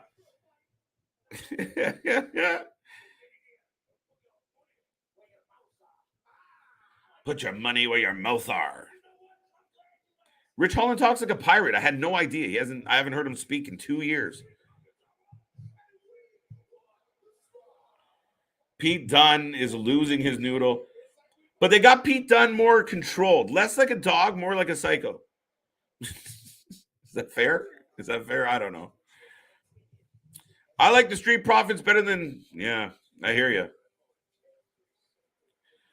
I don't dislike the Street Profits. I just think it's been a lot of the same. Like just, someone's in the ring talking. Here they come. They have a pretty good match. There they go. Like, there hasn't been enough with them. So the promos, the gimmick becomes repetitive. We don't want the smoke. Mike's with me. He's getting tired of the smoke. I always want the smoke. It's hard to say no. For me, I think it would be cool to see the Street Profits maybe together on... my lighting doesn't like that idea at all. Anthony, I love wrestling fans because the fantasy booking and the creative thinking always makes me smile. And I love the idea to a point, but we were just constantly like putting people in teams. Oh, those two guys, like put them together, put all of them together. Like, I don't see the Street Profits joining Hit Row anytime soon. I don't. I think they're their own entity, their own thing. Yeah, nope. I want to smoke. I love the Street Profits. Sorry, Damien. I want to smoke. All right, let's smoke. I love the Street Profits. They're one of my favorite tag teams in WWE. They're one of the tag teams, one of the few tag teams in WWE. Yeah, look, they're good. I think Montez obviously is an outstanding athlete. Everyone talks about Montez, but I don't think he does it alone. I think his partner, whose name will come back to me in a moment, will 100%. I mean, they're both talented. They have a good yin and yang, the size and the strength with some mobility, and you have somebody agile and athletic. It's a good mix. They're great with the microphone. Their shtick works. It's good. it's just, again, without purpose. You just, it's almost like a smoke alarm. It's just beeping all the time. Let's see what I did there. Smoke alarm. Matt Little reminds me Matt Riddle. Anthony, you and your thumbs got to have a conversation. Matt Riddle reminds me a little me of a stoner kid I knew in high school. That I think that's what he's going for, actually. And some of the stoner kids that my brother met in college. Anthony, he reminds me of most stoners. He is a stoner. So, yeah, right. I know you. Yeah. So, yeah, guilty. Yeah, I'll say it because I took a little pause for the cause because, like, with the Street Profits, I want the smoke. Goes. I want all the smoke. Riddle, damn autocorrect. Yes, Riddle. I figured it out. Thank you, Pat. All right, folks. We're coming back out of the commercial. Let me know how you're doing tonight. We are, all the way into the second hour of Monday Night Raw tonight. Been a good show so far. A couple decent matches. We're getting a tag match coming up. Don't forget, like, subscribe, share, join the fam. And before we get back to the action, I will remind everyone out there, we have t-shirts. We have lovely t-shirts. So don't forget to get one of yours. Go to Alt Wrestling Tees on Instagram. Go to Redbubble. The link's down below. Click it. It will take you to Alt Wrestling Tees. Check out their whole catalog. Check out the Wrestling for Life Network section. You can get this beautiful What t-shirt. What? The What t-shirt. In honor of our boy Nick. You know what would be an awesome thing? Buy Nick's t-shirt for his birthday and wear it and send him a picture of you in it. He'll be thrilled. I was going to say, be like Victor right there. I don't know if I can pull up the comment if it's going to get rid of the t-shirts. Oh, no, that's not him. Yeah, but be like Victor right there and, get yourself a What t-shirt. What if you like Victor and get yourself a t-shirt. Right. If you're sick and tired of, hearing what somebody's saying, you just got to let them know what you say. Right. Also, we have the wonderful Cut the Shit t-shirt. You missed over your whole shirt. I'm over here right now. No. The Cut the Shit t-shirt. If you're going out there and you don't know, dude, are you still talking? Yeah. If you're gonna let somebody know that you about that action, everything, you're the every night delight. The Monday night, Tuesday night, Wednesday night, Thursday night, Friday night, Saturday, Sunday. Get right. Get yourself a Mr. Every Night t-shirt. And as KJ was saying before I, stomped all over everything, I'm sure he'll let me know about that. But go ahead and get yourself a CJ Cut the Shit t-shirt right there. Just let everybody know I'm sick of everything you got going on. I'm sick of your bullshit. But yes, folks.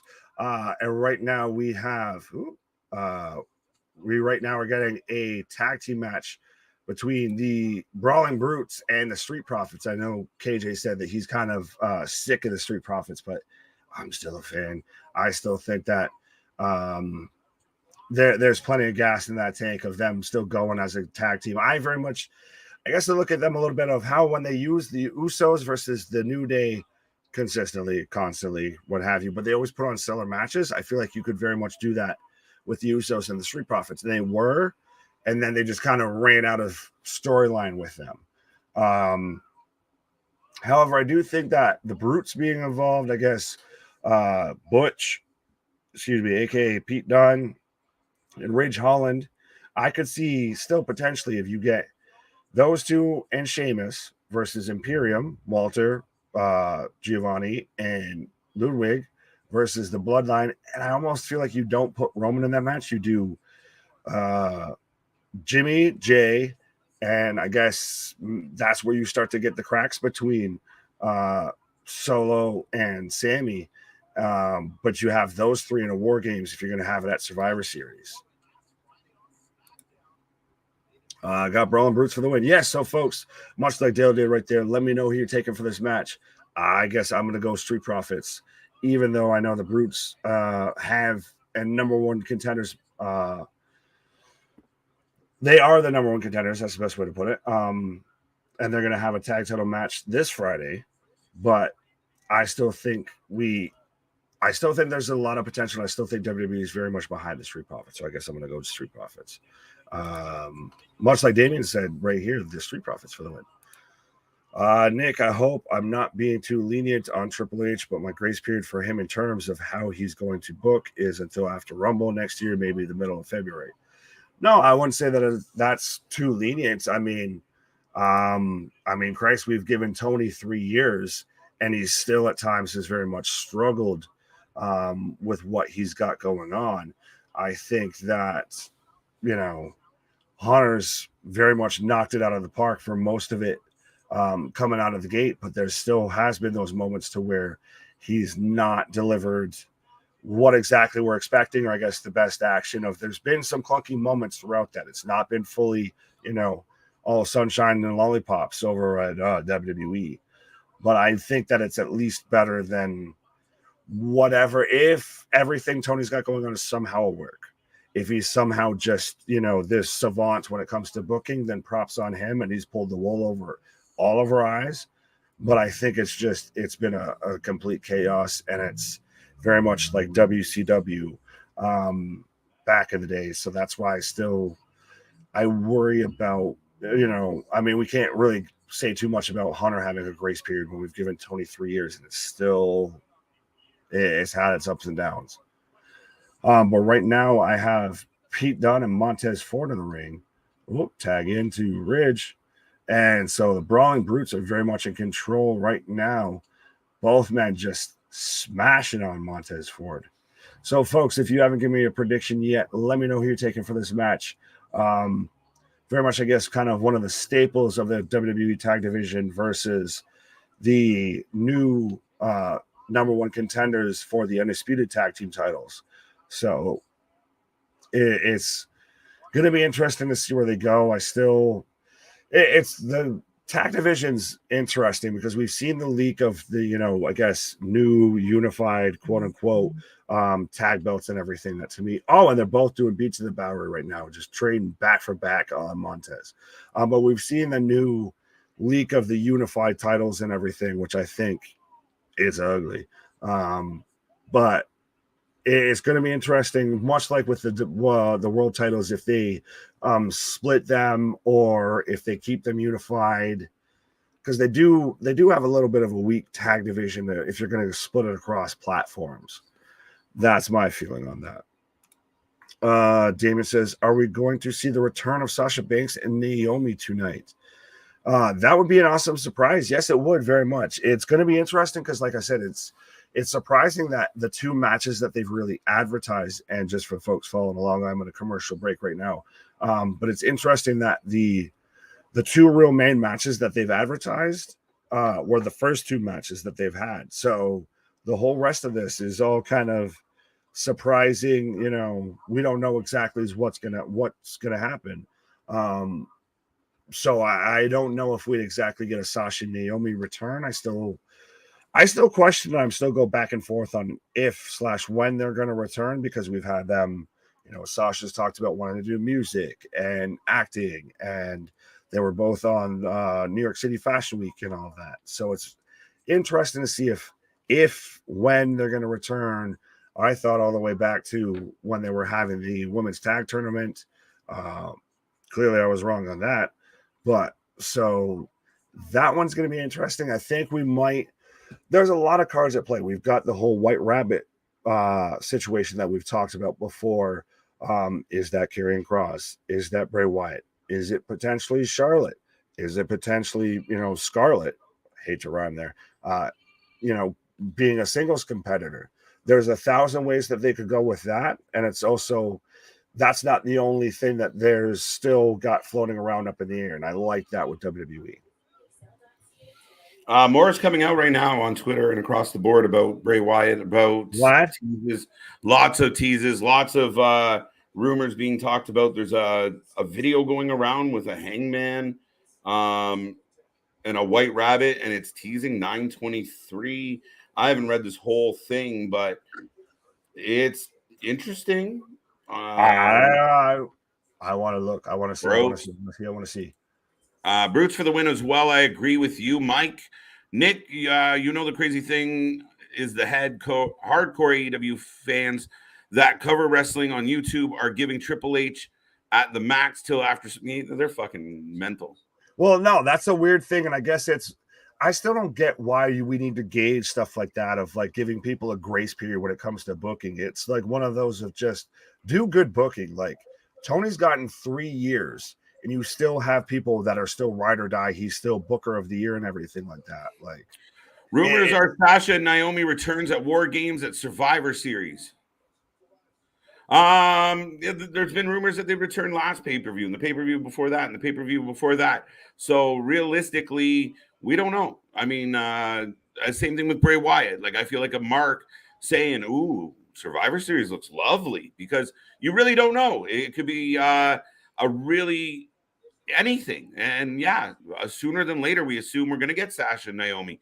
Sooner or later, we assume we're going to get Bray or somebody or anybody. That's kind of the exciting part, but I really can't say for sure. That's maybe it's the bunny from Adam Rose. That'd be even better. We get the bunny, the literal white bunny returns. They're even they're giving TK a 3-year grace period, not criticizing him. Listen, the thing with TK and the grace period is simple. It's like any expansion team. When you get an expansion team in a league, it takes a minute for them to get their shit together. They have some bad signings, they have some necessity signings. They will take time to find their pace, their place, their grind, their groove. So you got to understand that there is a grace period for Tony. The problem, I think, some of the subjective AEW fans, I've been watching AEW from day one. I've been live for almost all of their shows. And yeah, I'm a big fan of what could be, but I think we're looking for more. And now that the WWE's given us more news, more excitement, more rumors, Tony's got to pick it up. His grace periods, that window's closing. And I kept saying, we'll really see where he's at the 4 or 5 year. Tick-tock, because now you're going to start losing talent. Tick-tock, because now you're going to start having problems. So think about it, folks. I saw what you did there. Don't mind me. There's a lot of tick-tock on the mind.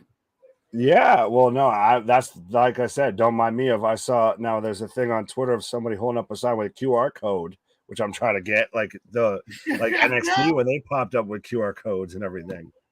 I didn't see a QR code. What the hell? That's what I'm trying to find right now. So like I said, don't mind me. I am fully attentive here. I'm just trying to see if I can get this to work, because God bless technology. I can't wait to see more surprise. Oh, near fall. I can't wait to see more surprises sooner than later. I'm just waiting for a big pop by a returning superstar. It's going to be amazing. Yes, I think we've had a couple big moments of like, holy shit, that just happened. Be here live, because we make a fool of ourselves when shit like that goes down, because we're diehard wrestling fans at heart, and we're looking forward to it too. We want to see where it goes. And it's not necessarily just for that one big pop. It's what could come, what could follow. What does a returning Sasha mean? What does a returning Naomi mean? What does a returning Bray Wyatt mean for the roster, for the stories, for the angles, for the champions? It's a lot of questions to be had. Right. Oh, absolutely. Well, and that's the thing. We've already gotten Karrion Kross. We've already got Brawny the Strowman. We've already got Johnny Gargano. We've already got Dexter Loomis. So we've already had a bunch of returns, and we still know that there's more waiting in the wings. Who do you guys think the White Rabbit is? For me, I'm looking at the perspective. Maybe this is a smoke screen, and him and Kross are, well, yeah, see, when we surmised that it would be like Edge, Kross, or maybe I surmised Edge, Kross, Wyatt, like there was some big super dark team that just dominates. Now seeing what Kross has done, I don't know if we circle back and go, okay, now he's got a buddy. I don't know. Yeah, but that's why I still don't think I get that. Obviously, Kross has the connection to the White Rabbit and everything. Super blockbuster. I still think that might go. Sorry, go ahead. All right, super blockbuster near fall. Ridge breaks it up, but what a move.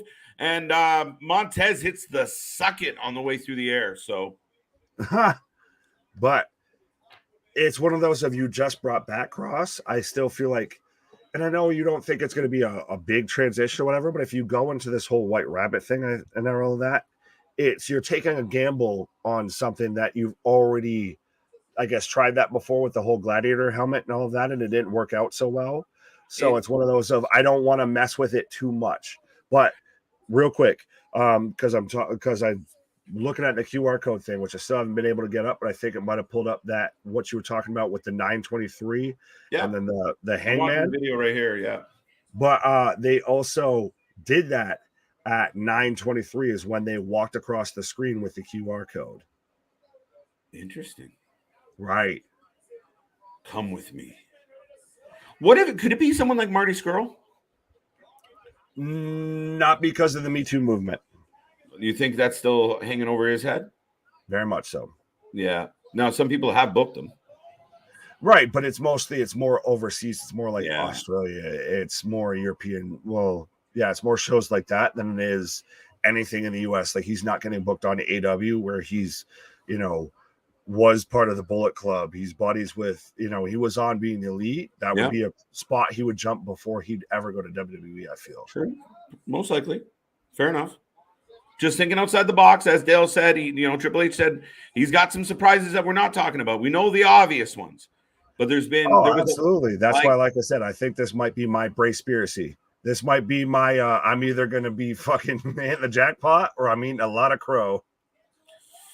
It's a lot. I mean, we'll see. And it's funny because I've been the guy kind of hitched my wagon to break. Wow, big win, big finish. Huge win for the Brutes. It's over. Ringer, welcome back, buddy. How you doing tonight? And we need to realize the White Rabbit gimmick was Cross's gimmick when he was in Lucha Underground. Yes, that was one of the topics that did come up today. It is being teased, though, for SmackDown. I guess I will say with credence to that, it is being teased for SmackDown, so it could go either way. Because to me, the one part says who killed the world, and it says you did, and I instantly think he's got the whole world in his hands.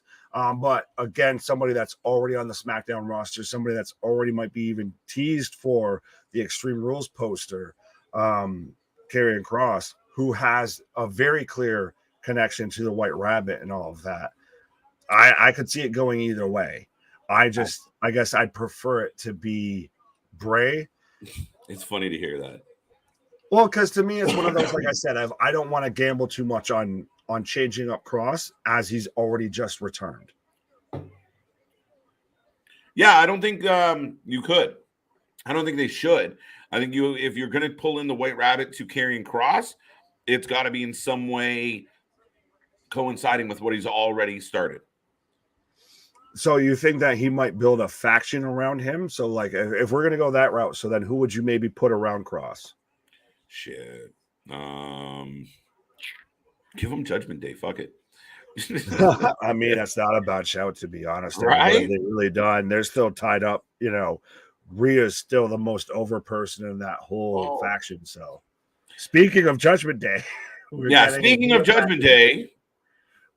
For Edge, and right now Dom is what I've got. We got Finn Shakur taking punches in the replay here. Dominic Guerrero tied up in the ropes. PWI 500 Women's Edition. I don't know. Actually. Number one should be Dana Brooke. Get the fuck out of here. I didn't even read that part. If we're going by their standards, I mean, she's got probably the most title reigns and this, that, and the third. So, I mean, Christ, if you watched our video from Sunday, I mean, that might be a better shout than some of mine. So, all right, Ray on screen. Sorry, Thunder Rosa or Bianca Belair maybe number one. I don't think either. Maybe Belair, actually. Thunder Rosa, no, she might make the top 10. She should make the top 10, actually, off the top of my head. I'm trying to think of who I would have say as my, depending on the timing, I'd have to double check, but Deonna Purrazzo would be high on that list. Honestly, what's weird? It's for me is Taya Valkyrie. That's not a bad shout at all. To be honest, I guess this might be just going with my heart more than anything. I think Rhea might be up there.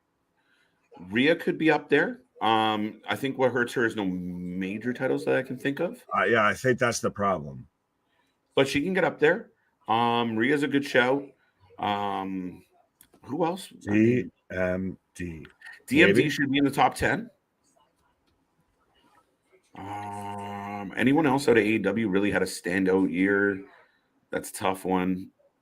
Oh, Jade is going to be in the top 10. Jade number 1. Technically, based on the Roman standard, I mean, she's been a dominant, unbeatable champion. So not great matches. That's what hurts her. Yeah.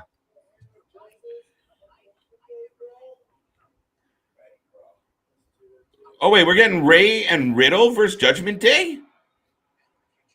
Bro, what? Hey, is it throwing you off that Ray's contacts are the same color as his mask? I didn't even notice. I did. It's weird.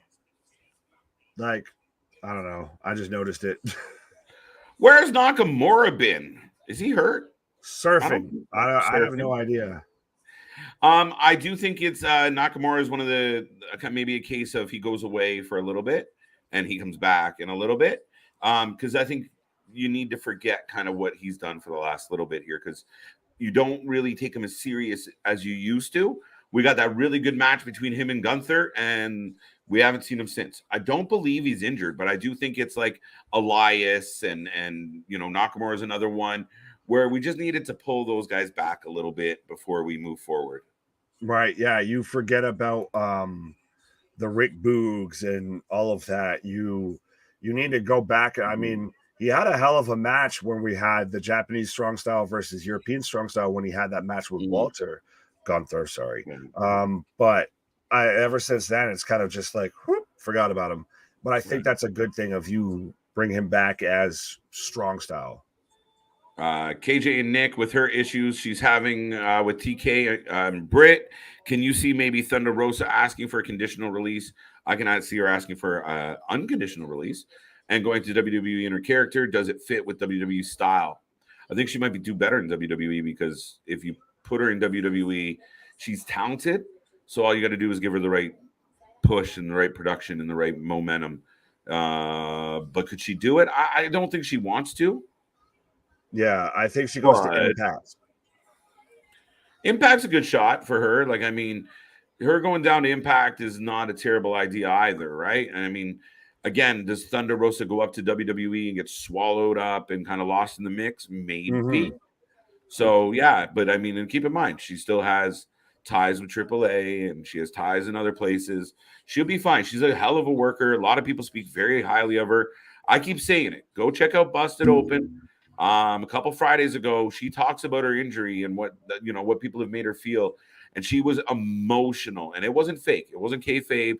It was her laying in bed on her own time, and I believe her. I genuinely, think that the way she conveyed herself, you believed her. And it just goes to speak that Tony's got to get a handle in his locker room.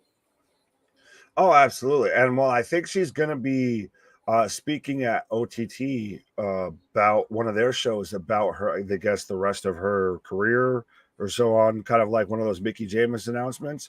Okay. But I think if she goes to Impact, it's still, I guess she could maybe have ties to AEW. She could still have her dates with AAA, all of that, obviously.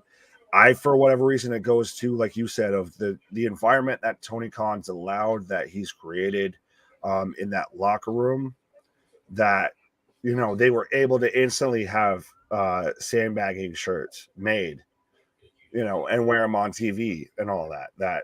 That's a bit, too aggressive, too fast, and a little too tongue-in-cheek. So I think that it'll be interesting to see how, when she returns to the AEW roster, if she does. Yeah, and how it looks. I mean, keep in mind, she's still a title holder. Tony didn't want to take that title away, like you said. So we'll see what oh shit.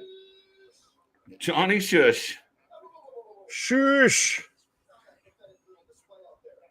They showed another White Rabbit teaser on WWE backstage segment. I didn't see that. I didn't get the backstage at this point, it's hard to try and keep track of every time that they end up playing that song. It's like, okay, is this the same video or is this a different video? There's people in the back again. Oh no, that looks like crew. Relax. Every time people see something moving in the back, they're like, oh. Exactly. Did you see that light flicker? Right? Apparently that pillar does not want the smoke. Oh, look at this. That pillar doesn't want the smoke. That's great. There you go. KO and Johnny Gargano giving man. I see that eyebrow. Yeah. There you go. I don't always talk out my ass. So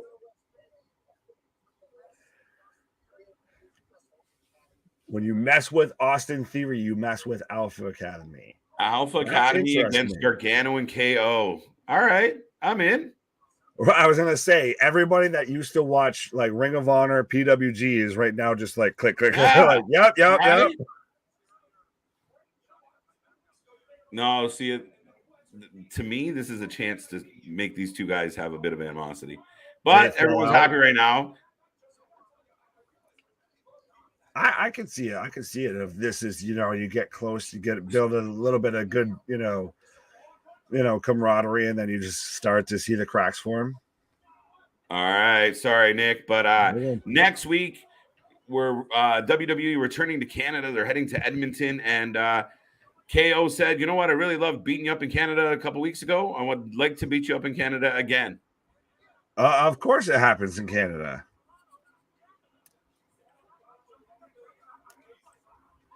What better place for KO to lay an ass whooping out than right? But and so we're getting Johnny Gargano, KO versus the Alpha Academy. Nick's smiling because he was like, I feel like they're going to team up. They're not staying together, bro. I never said that, did I? Yeah. Well, you were like, they need more tag teams. They're not helping the tag team division. They're just killing time. We're getting a tag team match, aren't we? Versus a tag team that's been underbooked, underutilized. Hasn't been booked. I think they've been overbooked and overutilized. Oh, shush! Right? Uh-oh. Lights out. I want to know what this other White Rabbit teaser is.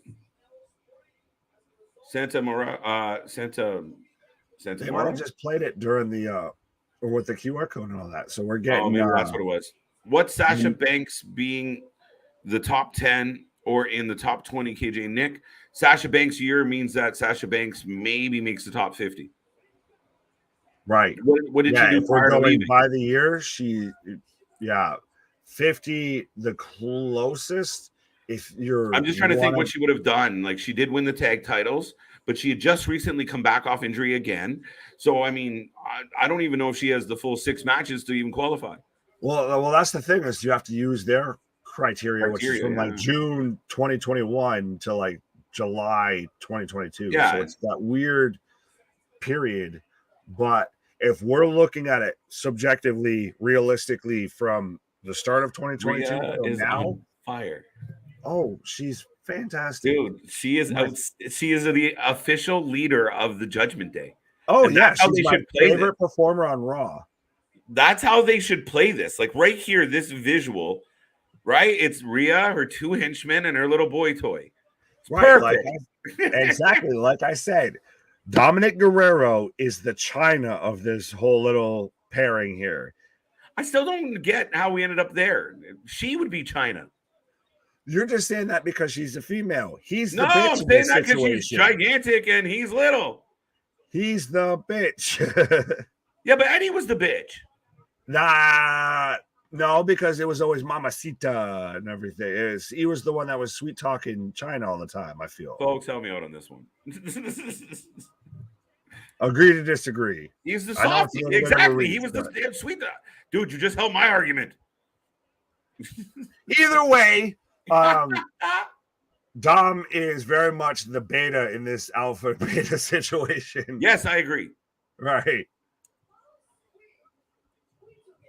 Look at the shadows. Interesting, eh? Oh, we're getting crying out loud. Imagine when you're tripping out and they put that on your wrestling. Are my vitamins or their shadows really bright? Right. Oh, absolutely. Wow. Yeah.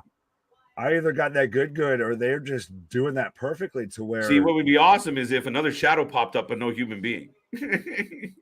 Let me in. But yeah, no, they literally have like grave figures of them walking as they walk.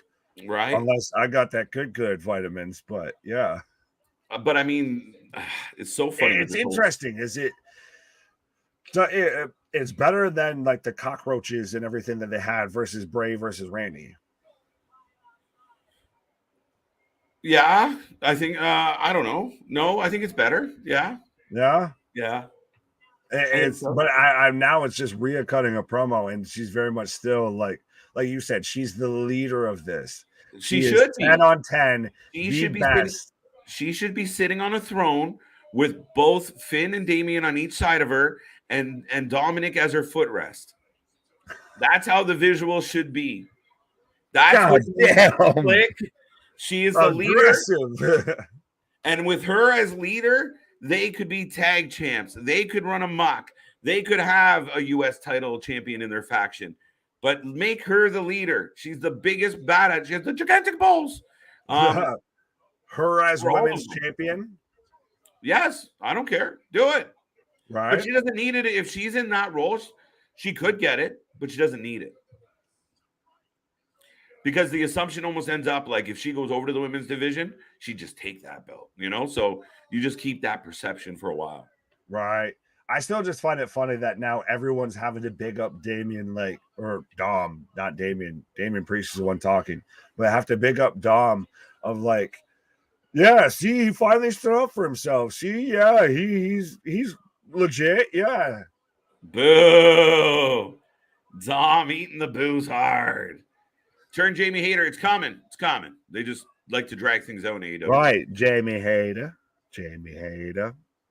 Yeah, did you see the pictures of Elias now at Ezekiel's funeral? Holy shit. Right, yeah. We've come full circle. Now we're just gonna get Elrod. I'm telling you. That'd be the best shit ever. Comes out blonde and shit. Oh, could you imagine? Alex Hammerstone comes out and I'm Elrod. Yes, Elrod. What's up, Resident Evil? Good to see you back on the stream. I hope you are doing well. Been a minute. Elias replaced Zeke on WWE internal roster, so hopefully we're going. Yes, that's where we're at. Yeah, they're just waiting for that man to grow a beard. They wait. Episode 2, they said KO. Go fucking powerbomb. Get this over with. Right? Yeah. Dead. Just do something to write him off. I don't care what you do. Just write him off. Get him off TV now because this is right. Dog poo. It's fitting that KO put him out though. Oh, it was a good, full circle. Look at this. That's a good shout, buddy.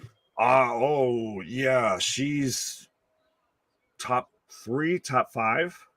Top 5 is effective. I mean, if belts matter and wins matter, she had a year that puts her in the top 5. She's got one of the best factions in pro wrestling right now. There you go. Raleigh agrees with Jade as well. Sasha Banks. We'll have to look at her record. Yeah. Family photo. We're getting a family photo. That is not what I heard. Sounds like I heard like Family Falcon. I'm like, just think of like a Blue Thunder Bomb or something. Whoa. They're playing up the crowd hard. Bro, for the second time tonight. Well, we are going to get Judgment Day versus Riddle and Rey Mysterio. I will say, over the last couple of weeks, whoever's fucking around with the graphics is doing a really great job. Like the visuals, the screens, the AR has been toned down but more poignant. Kevin Dunn fearing for his job. Yeah, right? Shit. All right. So this is how we're actually supposed to do this? I can't just do what I want because the old bastard doesn't remember? Rey Mysterio and Matt Riddle now coming to the ring. I don't know how we quite got this this tag team. This is more unlikely to me than KO and Johnny Gargano. At least they have a history. Right. Well, Matt Riddle's on the vitamins, and I guess he thinks Rey Mysterio is going to get him some Taco Bell. Mm-hmm. I heard on a side note, I can't remember where I was. I was wandering down old podcasts and bullshit, and I can't remember which one it was, but the topic came up of like remember the beef between Riddle and Brock. And then it was like, well, who would win if they actually fought? And I was like, are you fucked? Is this even a debate? Right. Are we fucking joking around here? Like, they're like, well, Riddle did MMA. I'm like, he's outweighed by like 200 so did pounds. Brock. Brock was a fucking champion. Brock did an NFL just on a whim and almost made the roster if it wasn't for a groin tear. Brock is a one-of-one human being. Brock is still that person that we, if the aliens came down, like if this was Independence Day and said, send out your representative for the human species, we're sending out Brock Lesnar because that motherfucker is going to throw somebody from pillar to goddamn post. And that's exactly what he would do with Matt Riddle if they tried to actually have a scrap. I saw, too, that you had that and between Riddle and Goldberg to where they had the whole situation of like, I'm not your bro. See, I think it would be more likely that Riddle would give Goldberg a run for his money in a scrap than he would. Like, Brock is an animal. Like, I always go back to that moment in the Rumble where, Braun, the monster among men, the guy, the world's strongest man, gets a little stiff with our boy Brock, and Brock two-popped him. And that man was fucking KD, fucking noodled. And instantly wobbly. And I'm like, oh, that's a different human being. No, you just got hit with a mailbox. Exactly. That's when Braun hit that, knee a little too stiff for Brock's liking, and then came back with the 2-piece with the soda on the side, and Braun all of a sudden got the wobbly legs. No. If you watch even Brock's UFC career and everything, where he just runs at Heath Herring and everything, that, like I said, I mean that fully when I say that. That is a one-of-one human being. Right. I get that Riddle versus Goldberg. I'd honestly take Riddle in that fight. Brock versus Riddle? Fuck no. Like, that's an easy bet money on Brock. My fear here, this is like, if anyone's too, like, if you guys are still listening to this is just kind of fun at this point. Right. But I mean, this kind of because there's the Judgment Day on TV and it's a little bit boring. But that being said, I mean, the thing with Goldberg is, I mean, he is a strong, big, imposing man. He will have to try some ground and pound and hope for the best, but Riddle can go. So don't count him out. But again, you can't. I mean, Brock Lesnar has used toothpicks bigger than Matt Riddle. Right. No offense, Matt. He's just a different animal. I was going to say, just look at even his interview with Pat McAfee to where still at this age, he's on a whim, snapping tables and throwing headsets up into the rafters and everything. Right. The man is a freak athlete. The man was hitting shooting star presses at his size. The way he still looks now, the man was hitting shooting star presses. Who does that? Well, hitting might be a strong term. Well, he was hitting them. He just happened to pick a really bad time to not hit one. Right. Would you guys put any NXT wrestlers on the top 10 because they're not really main event? Yes. If you can count New Japan, if you can count AAA, if you can count, like, fucking, was it Vikingo was in the top 10. And granted, great wrestler, had a reason, but as you said, he hadn't defended that belt too much. But, I mean, if you're going to put guys like Vikingo in there, NXT could definitely get qualified for sure. And I believe Mandy Rhodes has a solid case to be in the top 10 of the ladies. Oh yeah, if we're going women's for sure. As far as like the men's single and everything, granted, if you haven't seen our video, go back and check that. We just did that last night. We'll be back for the female. Yeah, and if they do the tag team as a separate as well, we'll be back for that. That one's a slam dunk, though. I want to, dude. I can't wait to cut the shit up of the tag team ones. I want to see this because I know you're waiting for the Bucks to be number one. Oh my God! A, they can't be. B, we all know who it is. You watch. But if they're anywhere near the top 5, I'll throw up in my mouth. Tune in, folks, to watch KJ potentially throw up on stream. Or throw up on stream as we have to talk about the Young Bucks at like number 3 for best tag teams in pro wrestling right now. Listen, you automatically drop at least 10 points for fucking ducking a fucking booking. To me, I almost do you have them in your top? Now this is the interesting question of where do you have them? Do you have them in your top 5, your top 10, your top 15, top 20? Off the top of my head, top 15. Oh wow, maybe. I'd have to see how many other teams I like better first. Right. Maybe, I mean, I think they're based on their booking and based on their accomplishments and based on how much people love their matches, you have to give them some nod. So they definitely climb up there. Do they make my top 10? I don't know. I could see them top 10. I don't know about beyond that, because to me, instantly your top 3 are, which in whichever order you want to go, is FTR, Briscoes, and Usos. FTR, Briscoes, Usos. That's valid. You're right. I was going to say, in any order you choose, I could get behind, but that to me at least has to be your top 3 when it comes to any sort of top list when it comes to tag teams. I'm trying to think if I'm missing. I mean, yeah, I completely agree with that. I mean, FTR to me is a slam dunk. Last year on a year-end review, I picked FTR last year. I think they'll repeat this year based on the year they've had. Yeah, I mean, nobody can argue with the Briscoes. They've been amazing. Right. So who we left with? Who was the third one? FTR, Briscoes, Usos. Yeah, and the Usos, I mean, the Usos get overlooked because their storylines and stuff, but they're part of the most dominant faction. So, I mean, I believe we can make a valid argument for any one of those 3 interchangeably. For me, right. I got a bit of a bias because I am a bit of a FTR mark. But, I mean, at the end of the day, I think you really could go either way. I still got other teams ahead of the Young Bucks before 5. Oh, absolutely. Well, I don't see the Bucks making the top 10. I want to hear the internet explode. Sorry, go ahead. I'm gonna put this clip out and watch the internet explode. Somebody said they didn't make the top 10. Kill them. Come with the pitchforks. But no, I think even if you go like for folks again, if you haven't watched our video, go back and watch it. To where I had FTR at number 7 on my PWI your singles list. Right, on my singles list. That's how over those guys are. So to me, they're absolutely the number 1 tag team if we're going on any sort of rankings, any sort of way you want to shape it.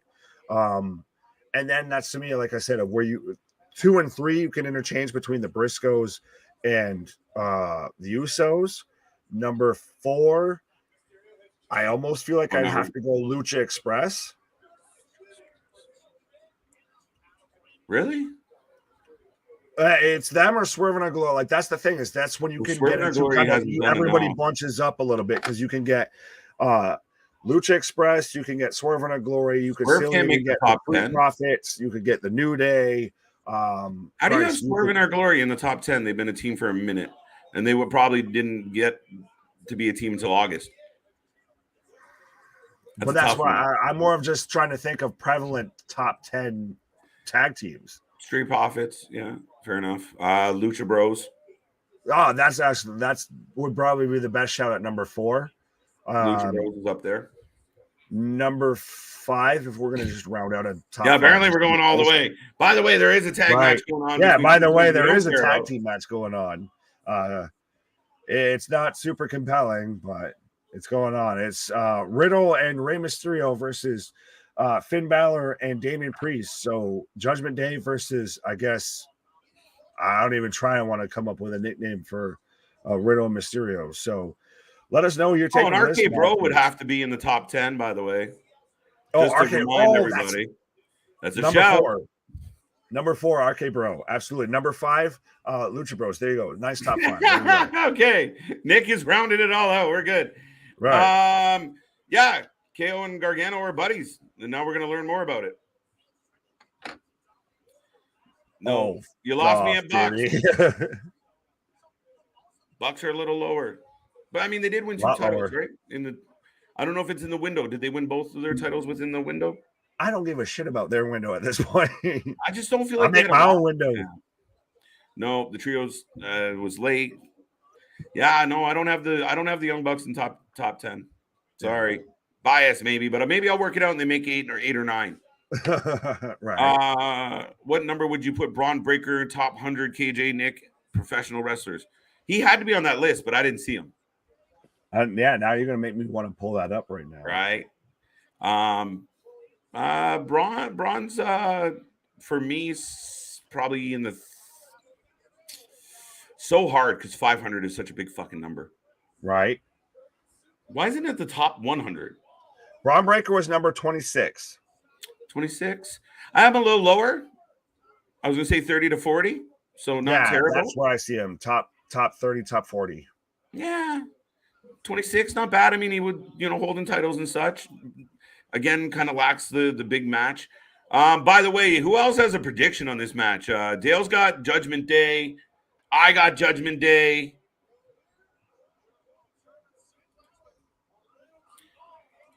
Riddle grabbed his ankle. No, then used it as a weapon. I hate them, but sorry, guys. Got top 5. I don't know. I have to subjectively look at it. Go over some notes. Right. Nick and KJ, who's your number 1 tag team of 2022? I pick FTR. We're right there with you. Like I think everybody picks FTR. I think we might be spoiling FTR.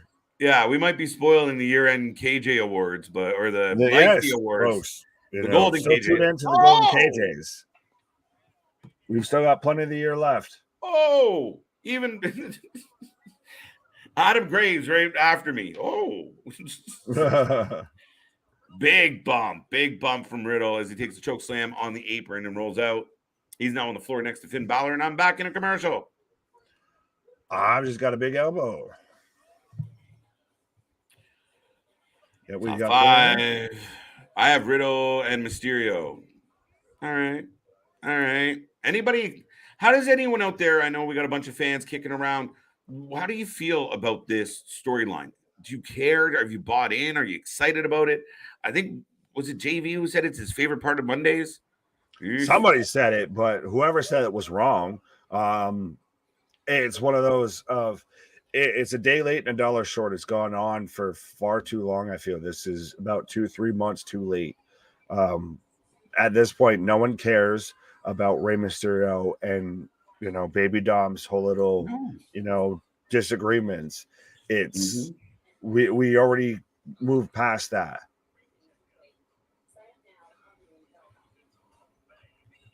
Not bad. Nick, outside of Bray and Aleister Black, who would you add to the Judgment Day? Yeah, Nick. I'm going to default to the man that read the question, Mr. KJ. Who would you add to Judgment Day? I don't see. Here's the thing. I've completely lost interest in Judgment Day. And the weird part is I'm a big fan of Finn Balor. So it's really weird that I think because he came in with nobody's a leader and didn't really establish himself as the badass of the group and let Rhea Ripley take it over. Who would you add? Shit. Give him Schism. No, not you picked the worst option. Out of everything, you picked the worst option. Not Gacy, just Schism. Still, that's even worse. Give him Schism. What you had is what you had, and you made it worse somehow. Right? Give him a formidable tag team. No, fuck that, dude. But no, it's hard. Like you said, it's hard with Judgment Day because do you want to just turn them all into little henchmen? I feel like that's what you do if you give them anybody else. Like if you give them even a Karrion Kross, you turn them into henchmen. No, but Karrion walks in as a leader. Like, I'm sorry, boys. Right, but that's the thing. That turns Judgment Day into henchmen. Well, you need henchmen in a group somehow, some way. Like you need a tier to a faction. Bloodline works super well because you know who's in charge. The Imperium works super well because you know who's in charge. You know who's running around smacking the shit. We do with Judgment Day. It's just Rhea. Well, yes. I really want them to push that. I really do. The pictures. Sense. She's the biggest star out of that whole faction. Nick, have you seen the pictures of Taya Valkyrie with the Lucha Bros on each side of her, and she's on the big chair? She's looking like a badass, and they had their little clique in AAA. I mean, to me, that's kind of the vibe you want. Is this strong, powerful woman in charge of this group? You have her sitting on almost that kind of the Iron Throne. She's the Queen of the South. Let's go. Yeah, so like I said, have her on that Iron Throne, like Game of Thrones. Nice little tie. And even though it's an AEW thing of with Warner, but you have her on something like that, and you have guys like Finn, like Damien, like Dom, Christ, or even you say you have Karrion there sitting on it, and you have Scarlett on one side, and you have Rhea on the other. You're just hellbent. I don't know. It's I'm going to smash everyone together. It's one of those, if we're going to reach. Did you go to the Tony Khan School of Booking? No, it's one of those of if I'm going to throw out ideas, I'm going to throw out all the No, ideas. I love it. I just don't think we're gonna get that much smash. No, well, see, that's the thing is Tony just does what people want and could and should do. He just does it all in one shot versus you spread that shit out. Right. If Beth gets involved, could get interesting storyline with Judgment Day. If Edge comes back in any new character, I will not pay attention. I don't care what happens. Yeah, Beth can't come back because Edge ain't back. But and Rhea with the back body drop on Riddle and just shakes off like ain't nothing. I really, and I think you said this as well, Nick. Give me Beth Rhea. Yes. Pass the torch. Let's go, Beth. Well, it's just to me, I honestly, even though I know she hasn't won any big major titles or anything like that, of recent memory, but Rhea's the top woman on Raw right now. She's somehow managed to get Judgment Day over just on her, even though it is a bit for the memes, a bit for the jokes and everything like that. But she's a star out of this whole situation. By far. This is a diamond in the rough. She should be grabbing each of them by the collar, like Finn and Damian, pulling them down. Go get, go get them and send them off to win, right? Like that's the way it should be. And Dom's her little puppy. And that's how, and again, if you want to have someone He's like the lap dog. Yeah, I mean, and I don't mind, like, even where you said, Scarlett and Carrion, but Scarlett, I think, defaults to like a secondary, like a supporting cast female. Right. But I guess that was more of imagery. I was looking at it with that. If you have Cross in the center. Speaking of imagery, JV's got some for you. What? Of course, when I don't have my glasses on. Oh, of course. Rhea and 3 Gims. Whoa, Jesus. All right. We were all thinking it. You said it. At least I didn't say it. Ooh, I like Victor's top 5. That's a solid. There's a team that, maybe a little high for my liking, but, people can make a good case for Motor City Machine Gun over the last little while here. Number 6 for me. I like it. Every time someone says a new team, just drop it and push everyone else back a little bit. Right, exactly. There you go. And that's the hardest part, right? Because you're like, this is my top 5. And then someone's like, what about them? And you're like, this is my top 6. Right, exactly. It's one of those are like, well, shit.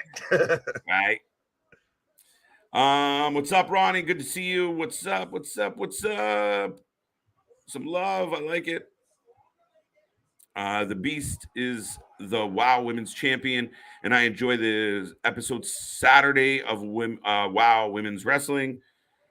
I didn't see it. Did you see it? No, we were on live doing. No, I haven't seen it, but no, I do try and. The Beast. I think I actually, her and I follow each other. Like I'm trying to I still at times trying to, I guess, keep up with what's going on with WoW. At times that's really hard to really keep up with everything else. Like we're adding Wrestling Revolver, TNT now, all of this there's so many promotions, it's hard to keep track of everybody.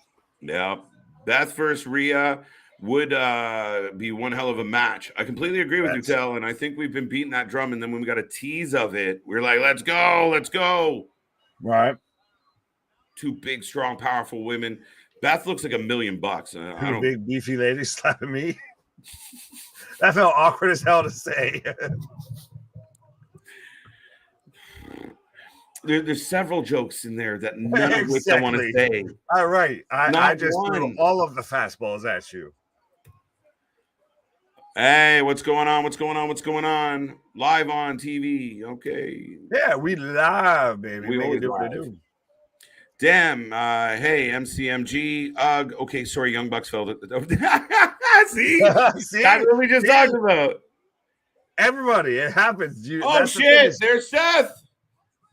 Oh, right on the big knee. The high knee. Ray steals the chair. Uh-oh. See, I like this. The continuation of Seth and Riddle, man. Sorry. Ooh. Dom.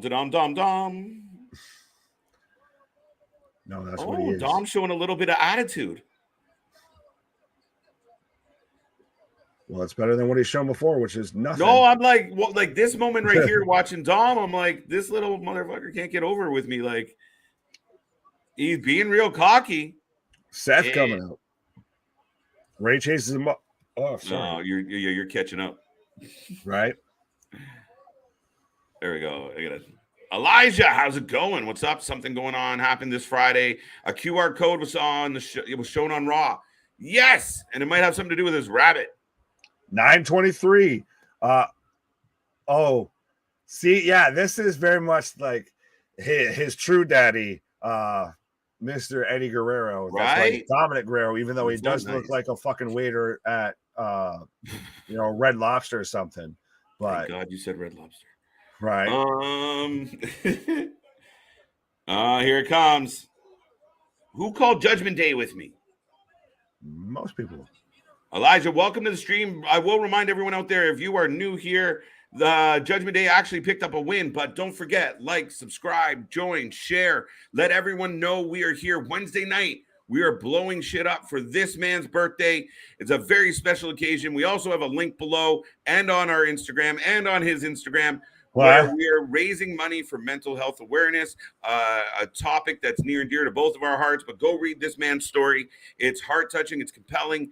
And literally, we want this to be one of the biggest shows, the biggest night in the channel's history. Show up Wednesday. Tell your friends to show up. Just give us a thumb. It's his birthday. He deserves at least one thumb. I was gonna say, everybody deserves a good thumbing on their birthday. Background, but you're about to make a grown man blush. But right, no, absolutely.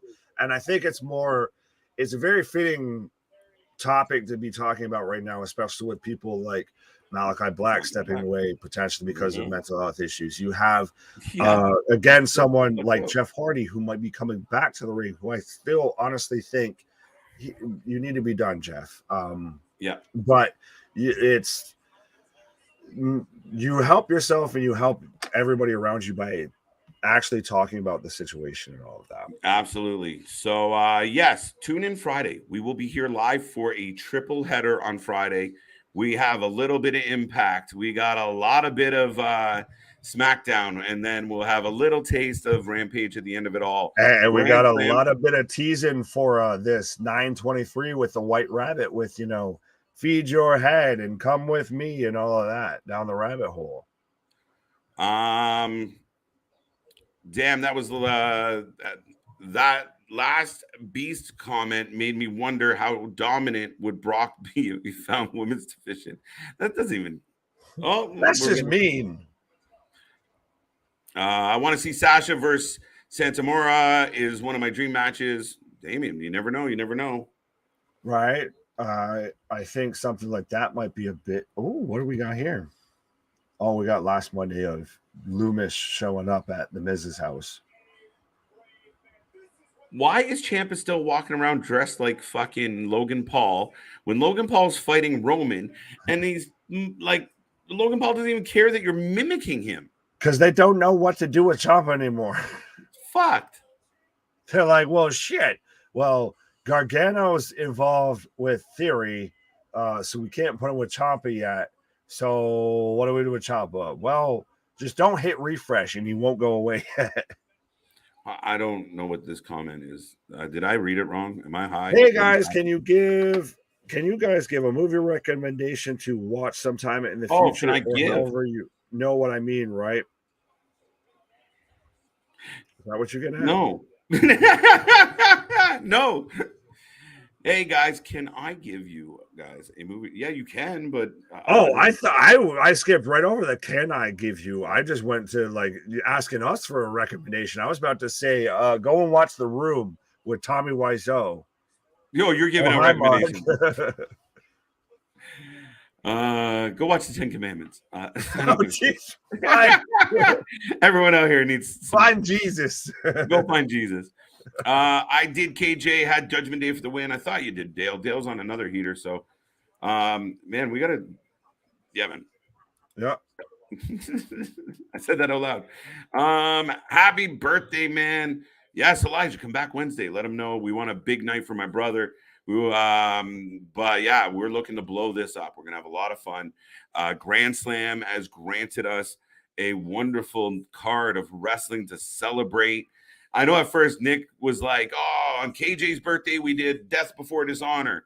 Well, Grand Slam's shaping up to be 2 hours of a whole lot of shit. So, and good shit, to be clear. And out to CJ, we're gonna cut the shit. But that being said, it's gonna be a great night, great cause.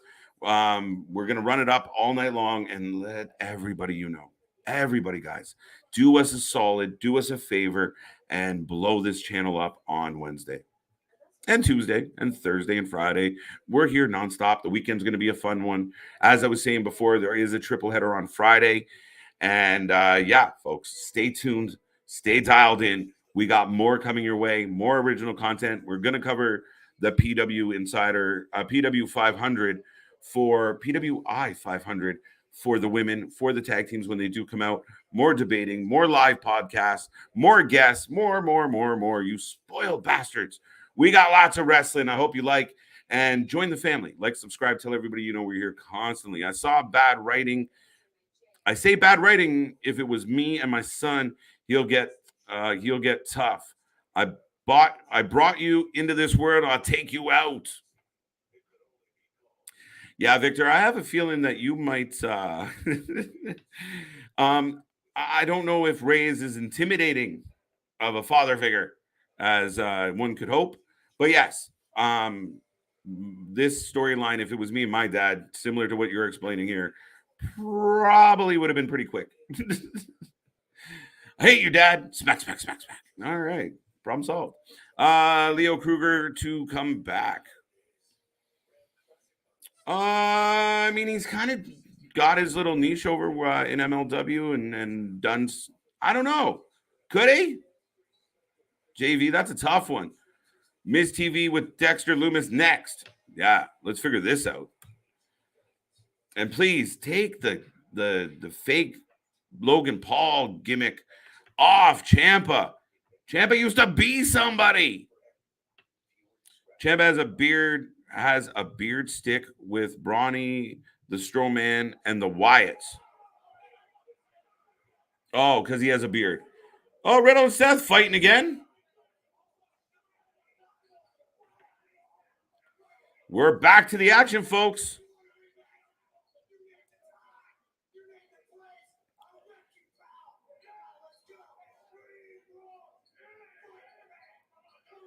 Extreme Rules Fight Pit. Extreme Rules Fight Pit. Riddle, Seth Rollins. What do you think? What are we going to do in a fight pit? Well, we're going to fight. But what else? What are the rules? The fight pit. That's not a good one for Seth. So this is a good way to get rid of the W because, you know, he is coming off that loss.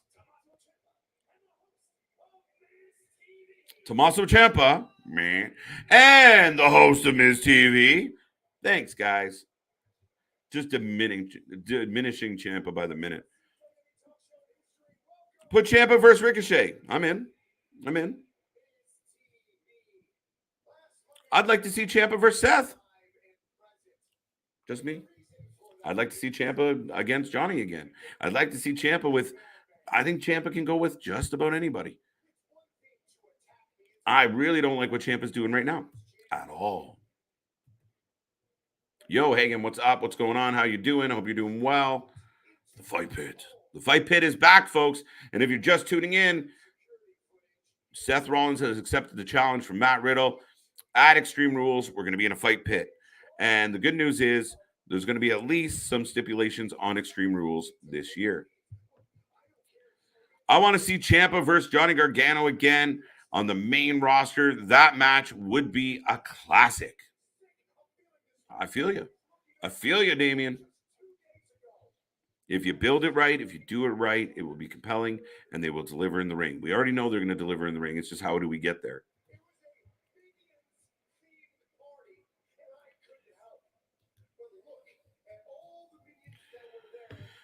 What? Owens versus Shamrock? What?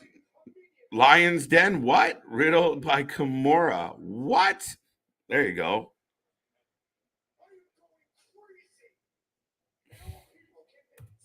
Love it. What is Miz wearing? His jacket is very confusing. Hey, KJ, remember when Shamrock fought Owen in the basement brawl?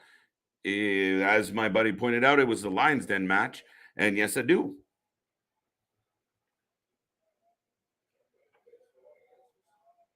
And then we had Ridge and Ciampa. Damn it. Where's Dabba-Kato and Shane McMahon?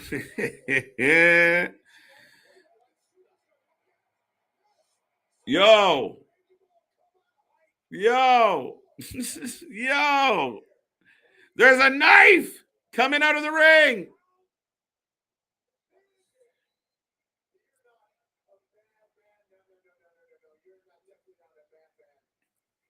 Dexter Loomis appears to be cutting a hole.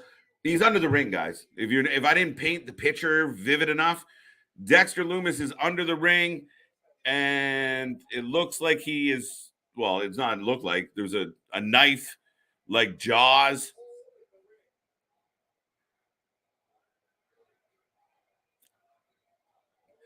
Corey Graves losing his mind. I think I called him Adam Graves earlier. That's hilarious. There's Dexter. Why is Ciampa outside the ring? What kind of friend is Ciampa?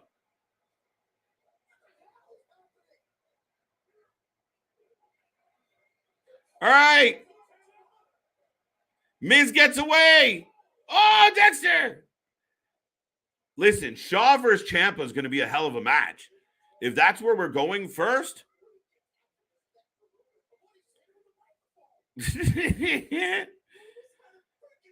So Loomis tried to get the Miz in, pulled into a hole under the ring. Damn it.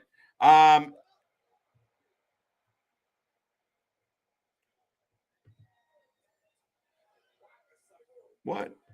What? Pardon? Pause. On our private chat. Oh, there you go. There you go. That helps. I was like, what? We're gone to another commercial. That was weird. So Loomis tried to kidnap Miz by cutting a hole in the ring and trying to pull him under it. Ciampa saved him. He tried to get Ciampa. Ciampa hit him with a microphone, and we went to commercial. I don't know where we're going with this.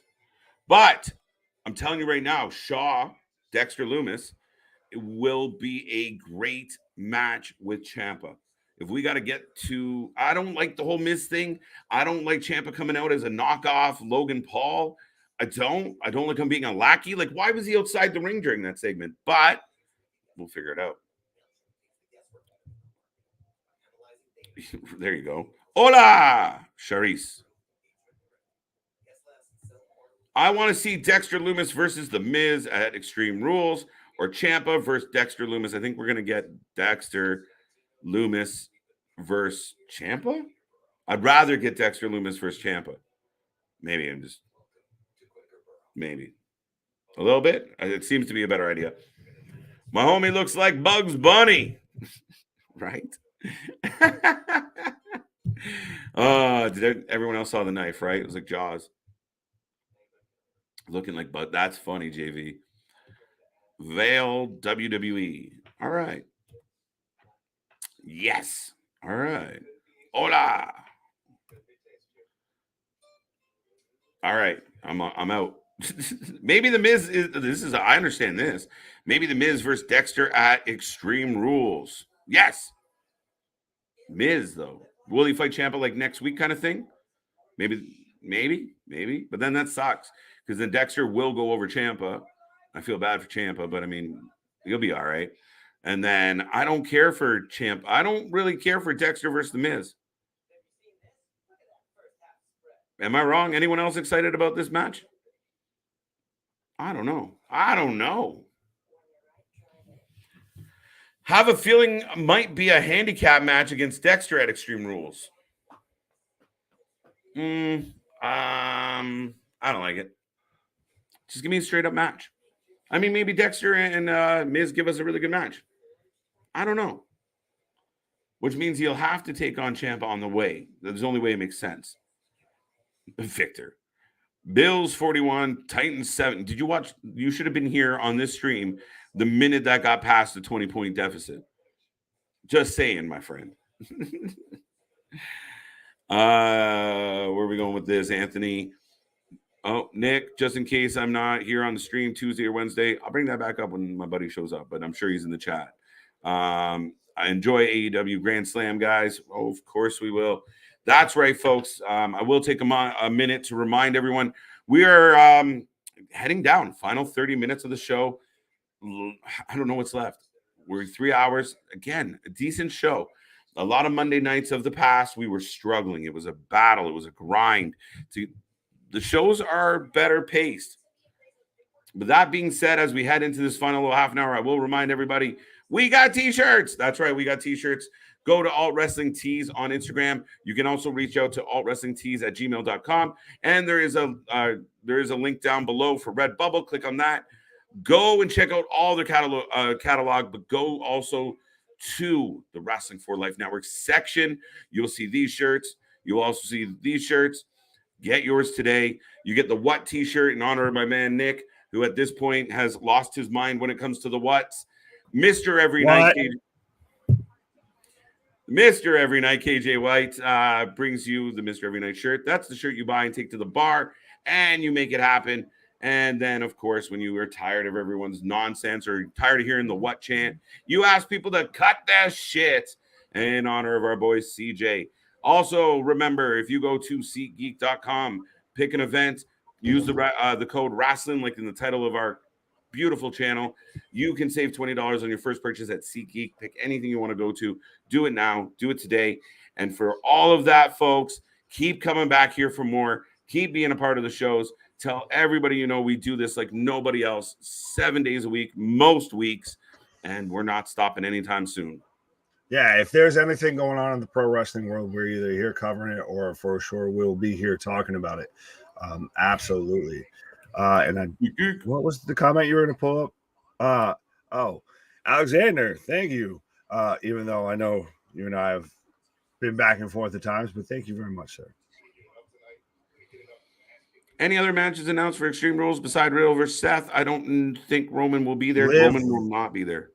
Liv versus Ronda is announced, and that's an Extreme Rules match. An Extreme Rules match has been announced per se, but right now we're getting the Judgment Day, aka Dom and his goth buddies backstage right now doing an interview. Hey! This reminds me of when Stan hung out with the goth kids in South Park. But wait 1 second.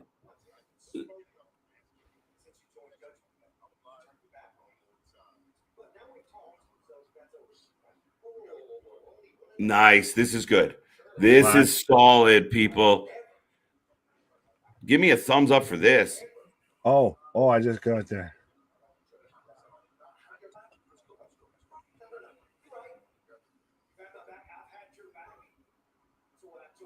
Oh, one, Mr. Albert James Styles.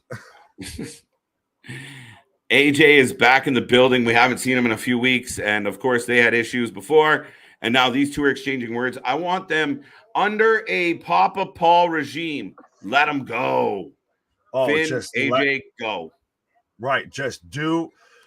Remember Wrestle Kingdom? Remember New Japan? Go. Just go. Right. Just do what we signed you and paid you to do.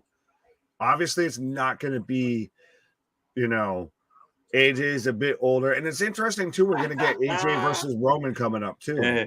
The offer still stands. It's like, all right. Oh. Well, and we know about a certain tag team that's no longer with Impact. Well, actually, bro. If AJ gets his Good Brothers back, that fits very nicely against three other people. Right.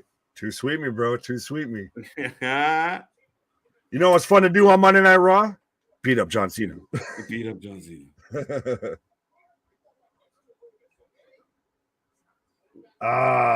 Still. All right. So Byron got his sentence in for the night. Good job, Byron. He earned his paycheck. He earned his keep. He said words. right? Yes, happy llama, folks. Finn versus AJ at Extreme Rules. Book it.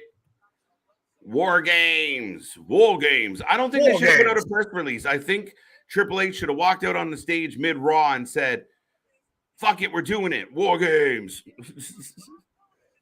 No, I feel like Triple H could have very much gone more poetic with it and everything. When you deal with a certain feud or something like that and just build it up into like, you would have gone full fucking Kratos or something. That War Games is going to happen would be a pop. So press release wasn't my favorite way, but at least we're getting it. Yeah, I thought it was just one of those of, oh, somebody said something that's not actually going to happen, because it always got a pop when Regal would announce it. So I feel like especially someone that like with Hunter that would come out and we are NXT, like he's going to come out and do something of announcing War Games.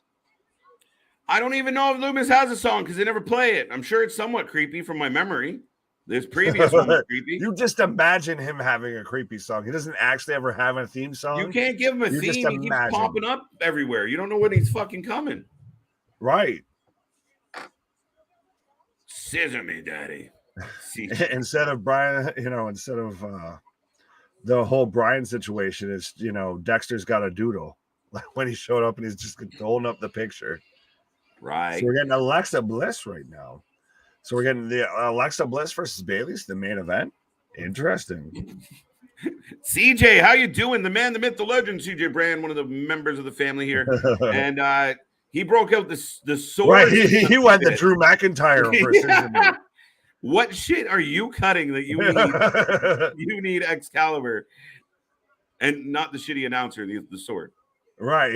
No, he's got that, mythological, cut the shit. Right. Alt Control Delete is on the way to the ring. Bayley going to take on Alexa Bliss. Get your predictions in. Our boy Dale is 4-0 tonight. I feel like you could just say that. That's the thing. Have the ha-ha the ha-ha chi-chi from Friday the 13th. Okay, I got it. It took me a second. But still, that's not even, if you're a Friday the 13th fan, as I am, that's not exactly what it was. It was like the best one, period, is Halloween, the original with the original trap song. The original trap song. Literally. Right. I'm cutting the shit with a sword. It's a big shit. Right. Going full Drew McIntyre like he did on the ring ropes. Right. That's the fucking scissors that Tony Khan needs for all the shit he's wading through right now. That's the ultimate scissor me daddy. That's the sword me daddy.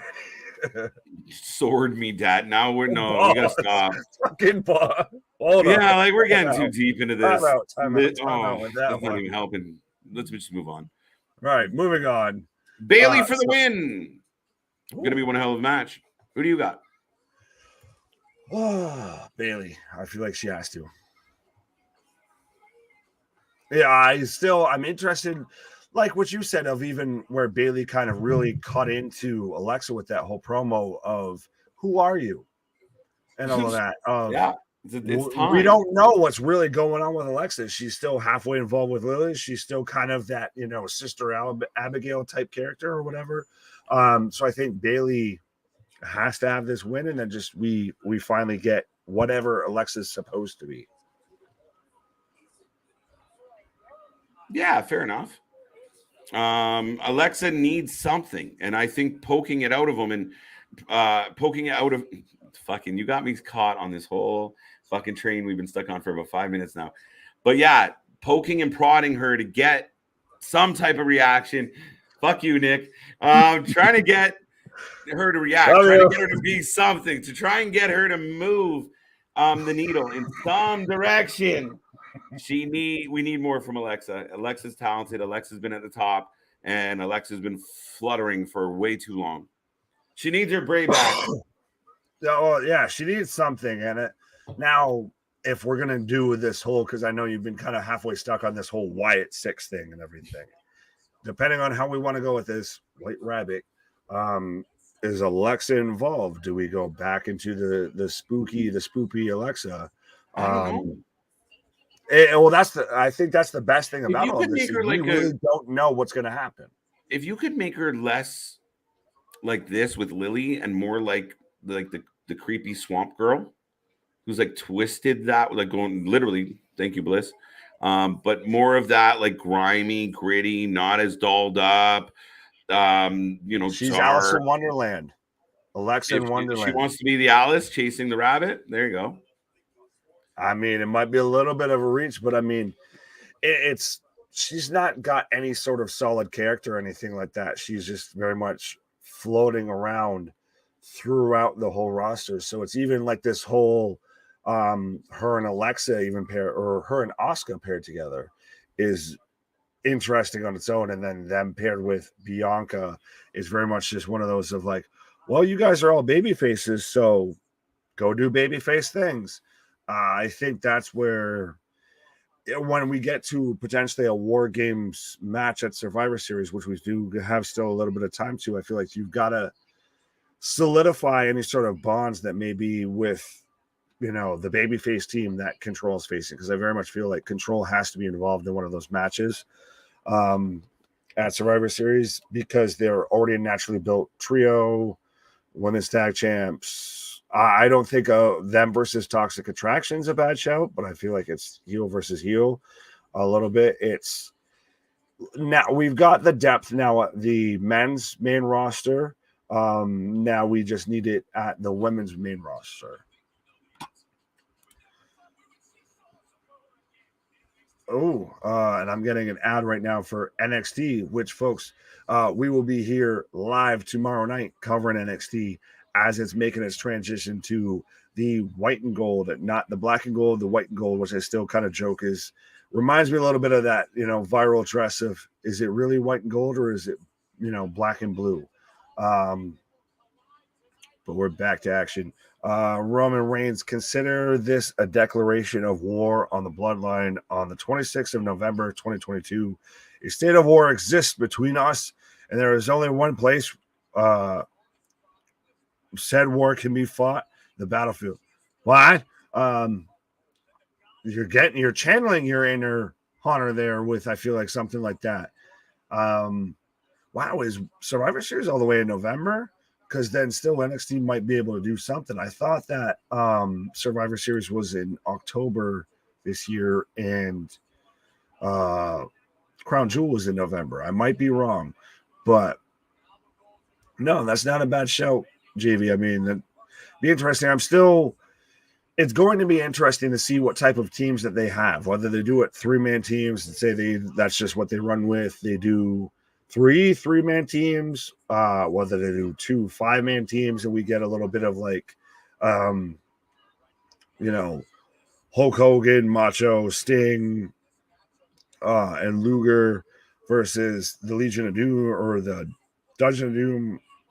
Sorry, excuse me, or something like that. Like, it's going to be interesting to see where they go. I know we've talked very much, I think all of us have, about that's what WWE should do, especially because they own the name, they own the gimmick, everything. I know William Regal's not there, but it makes perfect sense to do something like that on Survivor Series. And we talked about even what does maybe NXT just get the traditional Survivor Series matches. And yes, like my brother from another mother, sorry, I fumbled all the way through that. Just like my brother from another mother, Mr. CJ Brand said right now, welcome all to the Wrasslin for Life Network, the fastest growing YouTube channel. Please be sure to drop a like on the video, subscribe to the channel. Yes, as always, be a friend, tell a friend, like, share, and subscribe. As I'm sure you've heard us say plenty of times, nobody covers pro wrestling like we do. We are here live anytime anything's popping off, most of the time 7 days a week, and most of the time it's honestly multiple times during the day. So make sure to like, share, subscribe, tell somebody. Make sure to hit that bell notification because we're here popping up. Of anybody even just lets us know about a nice little show we've got going on or anything like that, we'll pop up and cover it, like we did with Wrestling Revolver on Saturday. right now. Bayley in control. So, folks, let me know who you have for this match. I haven't seen too many predictions so far, I don't believe, on this match of Bayley versus Alexa Bliss. We've got Kai and Sky on one side of the outside ring, and we've also got Bianca and Asuka on the other side. And so this is interesting because Bayley, I feel she's on her comeback. Alexa, we're still trying to figure out exactly what Alexa's all about, I guess is the best way to put it. I'm looking forward to NXT Takeover Halloween Havoc. It's going to be awesome. Yeah, I liked that NXT went to doing the Halloween Havoc shows. They were one of my favorite pay-per-views, honestly, from WCW. Yeah, I mean, the nostalgia is cool of some of the shows that they've picked up and taken over. So it's going to be good. And I mean, the fact that we're actually going to get a takeover. And again, I'm okay with them abandoning the War Games and moving it to the main roster. I thought that was a solid move, a solid idea. So, good on Papa Paul for pulling that off. And Halloween Havoc should be a hell of a pay-per-view. Oh, yeah. Well, you still always, whenever you think WCW, you think of that big setup to where you had like the graveyard with the big inflatable pumpkin and everything. And you had that god-awful match between Hogan and Warrior. Don't know how I combine both of them. But yeah, it's nice that they're still paying homage to the history of wrestling. Yeah, no, absolutely. And I mean, again, some of the things like a Great American Bash and Halloween Havoc, they have name value. So it's a good move. It's a good, it's notoriety. It's something that we're familiar with. And again, it's about putting on a good show. So let's hope they get there with that. By the way, folks, we have Bayley Alexa in the main event. What do you have? Who do you have as the winner of this match? I think Bayley will beat Bianca, but I really should build up the division more and give Damage Control really good programs. I think Bayley's due to get this belt. Yes. Yeah, and I think like you hit on that head there with the Control Delete of them winning the tag belts just last week was very much correcting an error that should have never happened. Yeah, I don't disagree with that.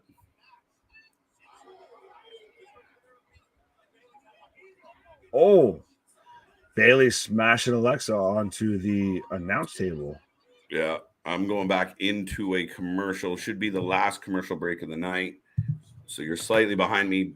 Alexa Bliss comes off the table, but she's favoring her leg. Big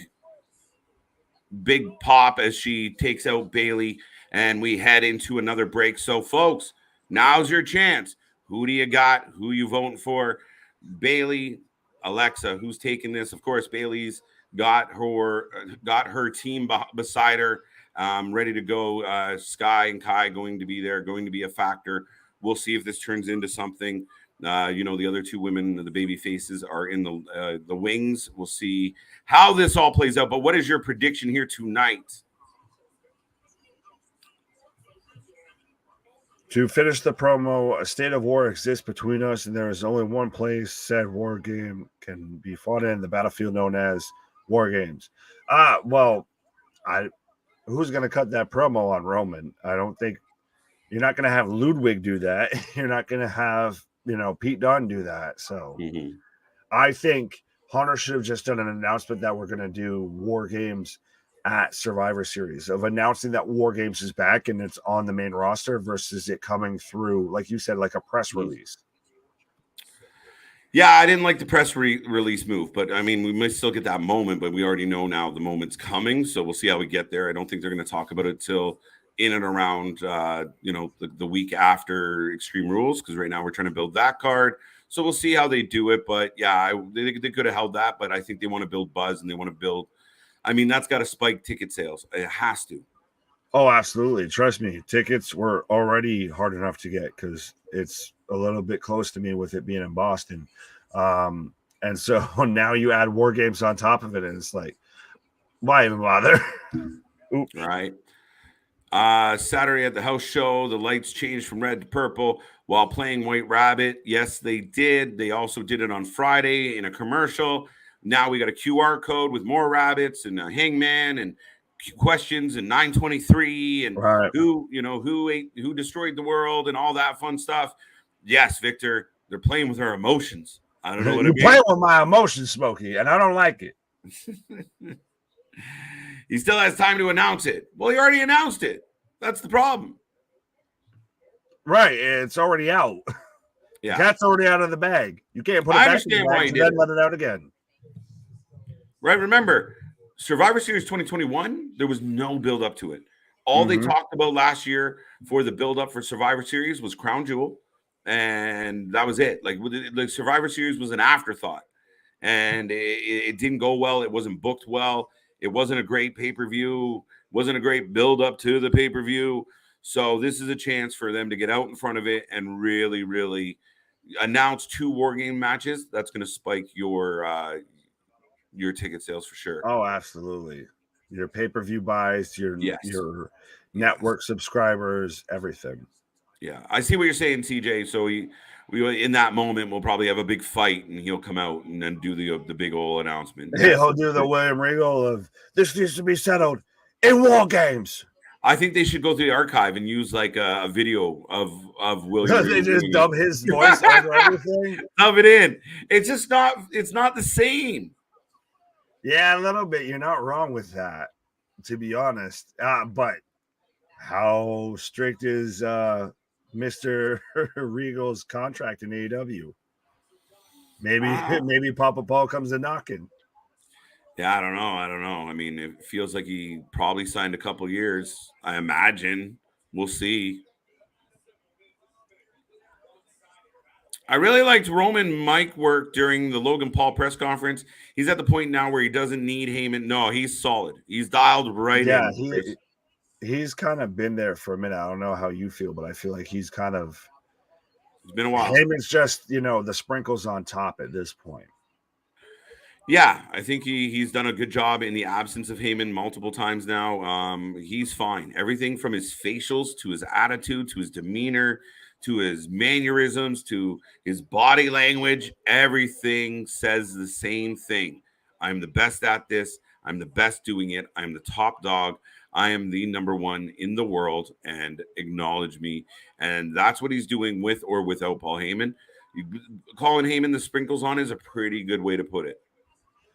Yeah, and well, it's even like at the press conference, their media scrum after Clash at the Castle, not to be compared with the media scrum after All Out, but to where that man said 2 words really throughout that whole press conference, and they were more impactful than everything CM Punk said in a way. Just acknowledge me. That's it. And it got over like Rover with that. All right, the crowd's pretty quiet right now, but Alexa making a comeback. All right, not much. The crowd's not overly jumping about this so far. Do you feel like, though, this might be, and no offense to the ladies, but this might be a little bit like when you had Yuta versus Garcia as the main event of Dynamite a week or so back? You had better matches on the card, and this is what you ran as the main event? Yeah, I mean, the only thing I will say in the defense of the WWE on that is, I mean, and I don't like it, but it's we're pushing the 11 o'clock hour, so I get it where they kind of front loaded it a bit. I don't love the idea. Tony was happy with that booking. Tony thought he did a really good thing by highlighting a local talent. Slightly different, but to your point, there was better matches that could have main evented this show as well as that one. Right. Who do you think wins, Braun Breaker, JD McDonough, or Ilya? If you had to choose Nick and KJ, Damian, I think you just gave us a bit of a spoiler, but Ilya. Right, yeah, that's what I'm thinking. You have to go with Ilya on that. Give me Heyman, Ronda Rousey. Done. I'll take that. But we need Ronda to get better at wrestling. Right. I think you need Ronda and Shayna. That pair, I think Heyman can sink his teeth into a little bit more because Shayna can back up where Ronda lacks, I feel. Wow. Alexa kicks out of the Bayley to belly. Bayley to Bayley? Bayley to belly. Bayley to belly. Mannerisms. Cute. His are cute, or Okay. the word's cute. Carlos Delgado, famous Toronto Blue Jay, by the way. This all the time I just keep reading Carlos. Never once stopped and went, "Hey, this could have been the opening match, not the main event." Still a good match, not a bad match. The crowd's a bit dead on it. Right. It's one of those of, like you said, it's kind of front loaded Raw tonight. Near fall for Alexa. Crowd got a little loud for that. Yeah. War Games versus possibly MJF's first title defense on pay-per-view, where he cashes in at full gear. You think he's going to cash in at full gear? Woo, That's I a don't. delay and a half. No, I think he cashes in at Grand Slam and leaves with the AEW World Championship. All right, here comes Belair and Asuka. Asuka's got Lily. Oh, Asuka hits her butt. She had a Nia Jax moment, banged her hole. What? Last one of the year, and the next, no. We'll see. I mean, I like when the pay-per-views go up against each other.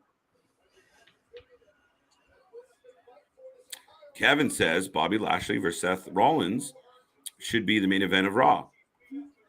They had other plans for Seth, though. Yeah, well, we thought it was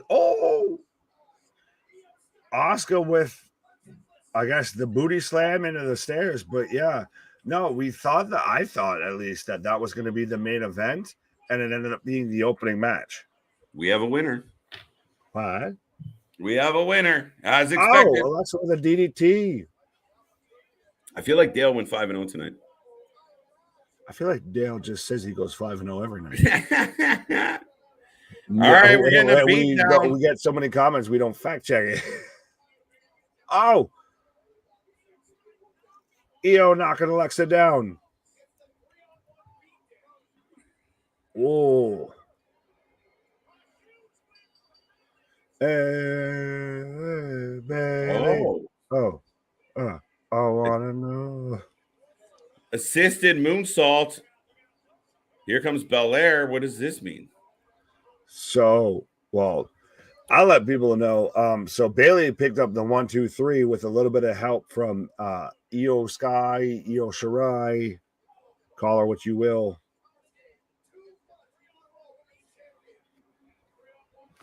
JV, you're funny as hell. Triple H want to bring back everybody, but can he book everybody? Yes, he needs depth. He lacks depth in the tag team division. The women's depth is getting nice. There we go. Heels on top. That's what we need. But that being said, it will be a challenge. But I think he has the infrastructure and the people around him, unlike Tony, where he's got a team and he's going to utilize his team. And I think it will be okay. Right. And interweaving. And even then still, he's got at least 5 hours of main roster TV plus another 2 hours on NXT.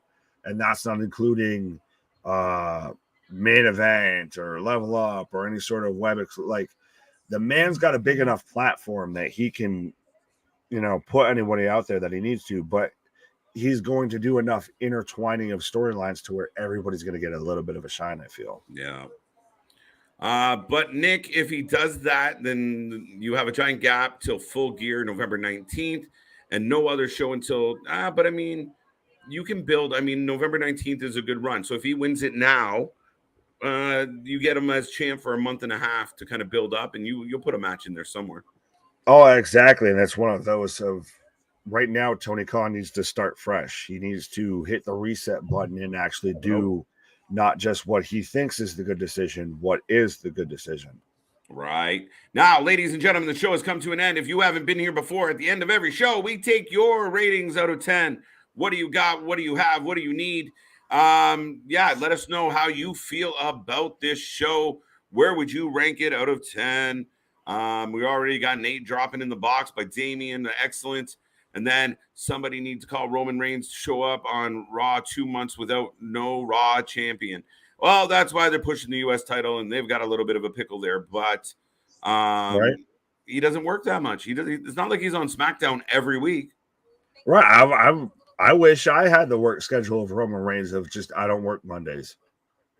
Pretty much. Right. It used to be I don't work Fridays or Thursdays. But used to be I don't work any days. Yeah, and if you were in WCW, you were like, fuck it, I don't want to work. Right. 8 out of 10 says Damien. Ooh, all right. Dale gives it an 8. Ooh. Carlos Delgado hitting a home run with 7 out of 10, which they did more with Dexter's segment. Yeah, it's kind of weird that Dexter just cut a hole in the ring, tried to kidnap 2 people, got hit with a microphone, and that was it. Like they didn't drag him out with security. What happened when we went to commercial? Right? That was it. Like, don't they have like, shouldn't they, like, we come back from break and they're like, ladies and gentlemen, while the break, there was like security pulling Dexter out from the ring and he's swinging a knife or something. No, they just treated it like a streaker at, an NFL game to where they just cut away and they don't ever mention it again. Right? Like show Dexter climb out of the hole, and then Miz and Ciampa ran away. At least it's a conclusion. Or he jumps out, he comes out of the hole, and then security just attacks him the second he enters the ring and everything. Well, he seems like a pretty convicted stalker. And convicted as in he really wants to do it, not in jail. The son of DDP when he was stalking Taker's wife. Wow. True. But to take if you ever watch a scary movie, generally you punch the bad guy in the head. He doesn't just go, oh, you got me. Later. He does a little head shake and gets back to work. I was going to say, look at Michael Myers, look at Jason Voorhees, look at Freddy Krueger. They've gotten how many sequels out of those? I think they've gotten done more to them than just a bop in the head. Right. 8 out of 10. I give it a boot, a hat, and my gimmick, the VHS tape. That's it. All right. Are we playing Monopoly? Yeah, right. Nick, out of 10. Do not pass go, to not collect $200. What? Right. Sorry. What do you got, Nick? 6.5. Oh. 6.5. Okay. Not bad. It was interesting with the fact that they, like I said, well, I think we both said that they front loaded Monday Night Raw tonight of both matches that were the only 2 really advertised, and what really we were excited about with this show, they put on in the first hour. I don't know if that was to compete with Monday Night Football, if that was to just get clicks out of the gate, if they're just playing around with, okay, so what do we put where and see how it works as far as ratings, but that wasn't the best play that they had. No, and overall, what I really liked. I really did enjoy good portions of this show. The KO, Johnny Gargano stuff's good. Obviously, we've seen them together in the past. We've seen them on the bump where they were funny and jokey. Tonight, they kind of had a touch of that going up against Alpha Academy and how, Gable shoots super straight. I think it was good. I'm looking forward to the match, honestly. We got a lot going on, but the main event wasn't a bad match. Kind of poorly placed. We were kind of tired at that point. Lashley, Seth was all right. Seth and Riddle's been good. Overall, yeah, I'll go 7. Okay. I think there was a couple holes there. A couple moments where the show got a little bit laggy and, this thing up here. Let's do this. But that being said, thank you. Wait. What if the White Rabbit has something to do with Loomis? Remember my Bugs Bunny comment? Made me think of it. I don't think so. Yeah, maybe he comes out like what's his name, Ralphie there with the Bugs, the bunny, pajamas from A Christmas Story. Yeah. Like we're just going in anything involving a bunny. Mm-hmm. Take Ciampa away from the Miz, but put him with Johnny as a tag team, lead the feud between them. Again, I think this is where the question earlier just came up. Can Triple H book everybody? Yes. Because he's not signing everybody. He's not just firing them out. Like we saw with TK. He was so excited about, oh, here, you go. Here, I got him. Oh, now you're in play. there's a plan here. Even before they come to TV, there's a plan. And he's not, even if we know Bray Wyatt's coming, they're dragging it out. If we know that we didn't know Karrion Kross was coming, so that was a surprise. Braun coming back, but it's all staggered. And there all seems to be a purpose or a reason behind most of it. Granted, we don't know yet with Braun, but yeah, you never go full Tony Khan. Never constantly have surprise return to have a surprise return. There's been a rhyme and a reason behind everything with this. So I think in this case here for Carlos, I mean, yeah, you could do this, and I think you will give us DIY at some point. However, we all want it, and we're all like, "Ooh, chomp! Like this would be so amazing." They'll get there, right? Give it time. That's why we have we didn't just the Rainbow brand didn't just disappear; it's phased out. Right? Yeah. Wrestling doesn't end tomorrow. We're still got plenty of time, so we're still gonna drag some stuff out, build some stories. Triple H was playing online GM mode and was listening. He was playing 2K22. He was following all the the tutorials and everything. Right. Cool. 10 out of 10, and Bayley was waiting for the right time to challenge Bianca Belair for the Raw Women's Championship at Extreme Rules. Now, will this be any type of stipulation to this match? Will it be a cage match? Will it be, nobody match? A kendo stick match, which we don't know the last time I saw a kendo stick match. That's hilarious. I don't know why I thought of it, but I think it's more just because of Bayley had that whole awkward moment to where she was a baby face and she was trying to be aggressive with a kendo stick and couldn't do it. So I don't know. Maybe we get that same moment with Bianca. I think we almost might have, but yeah, it's going to be interesting to see how they fill out the card for Extreme Rules and if they're really going to get stipulations or if we get just one or two matches that have stipulations and the rest are just normal matches. Yeah. Nick, you weren't here for this comment, but Leo Kruger, second chance with the WWE air nay. I don't think so. Maybe all the way nay. Like a fucking like Wilbur fucking nay. But no, I think if anything, you just if we're gonna go full meme, you get the rabbit from the Rosebuds that managed to get over more than Adam Rose. That I guess that's the best way if we're gonna go with him being involved, but no. Yeah, I don't know. I don't see it. Not initially, but we could be surprised. I still think Fatu will be one of the ones that holy shit. I think that would be genius. Who should Braun Strowman face at Extreme Rules if you had to choose, KJ Nick? Oh. Otis. No, we're getting Otis out of the way. Shit, I don't know because Max Dupree in an ambulance match, and then you just send fucking Max Dupree off, and then all of a sudden LA Knight comes back. Write him off. Right.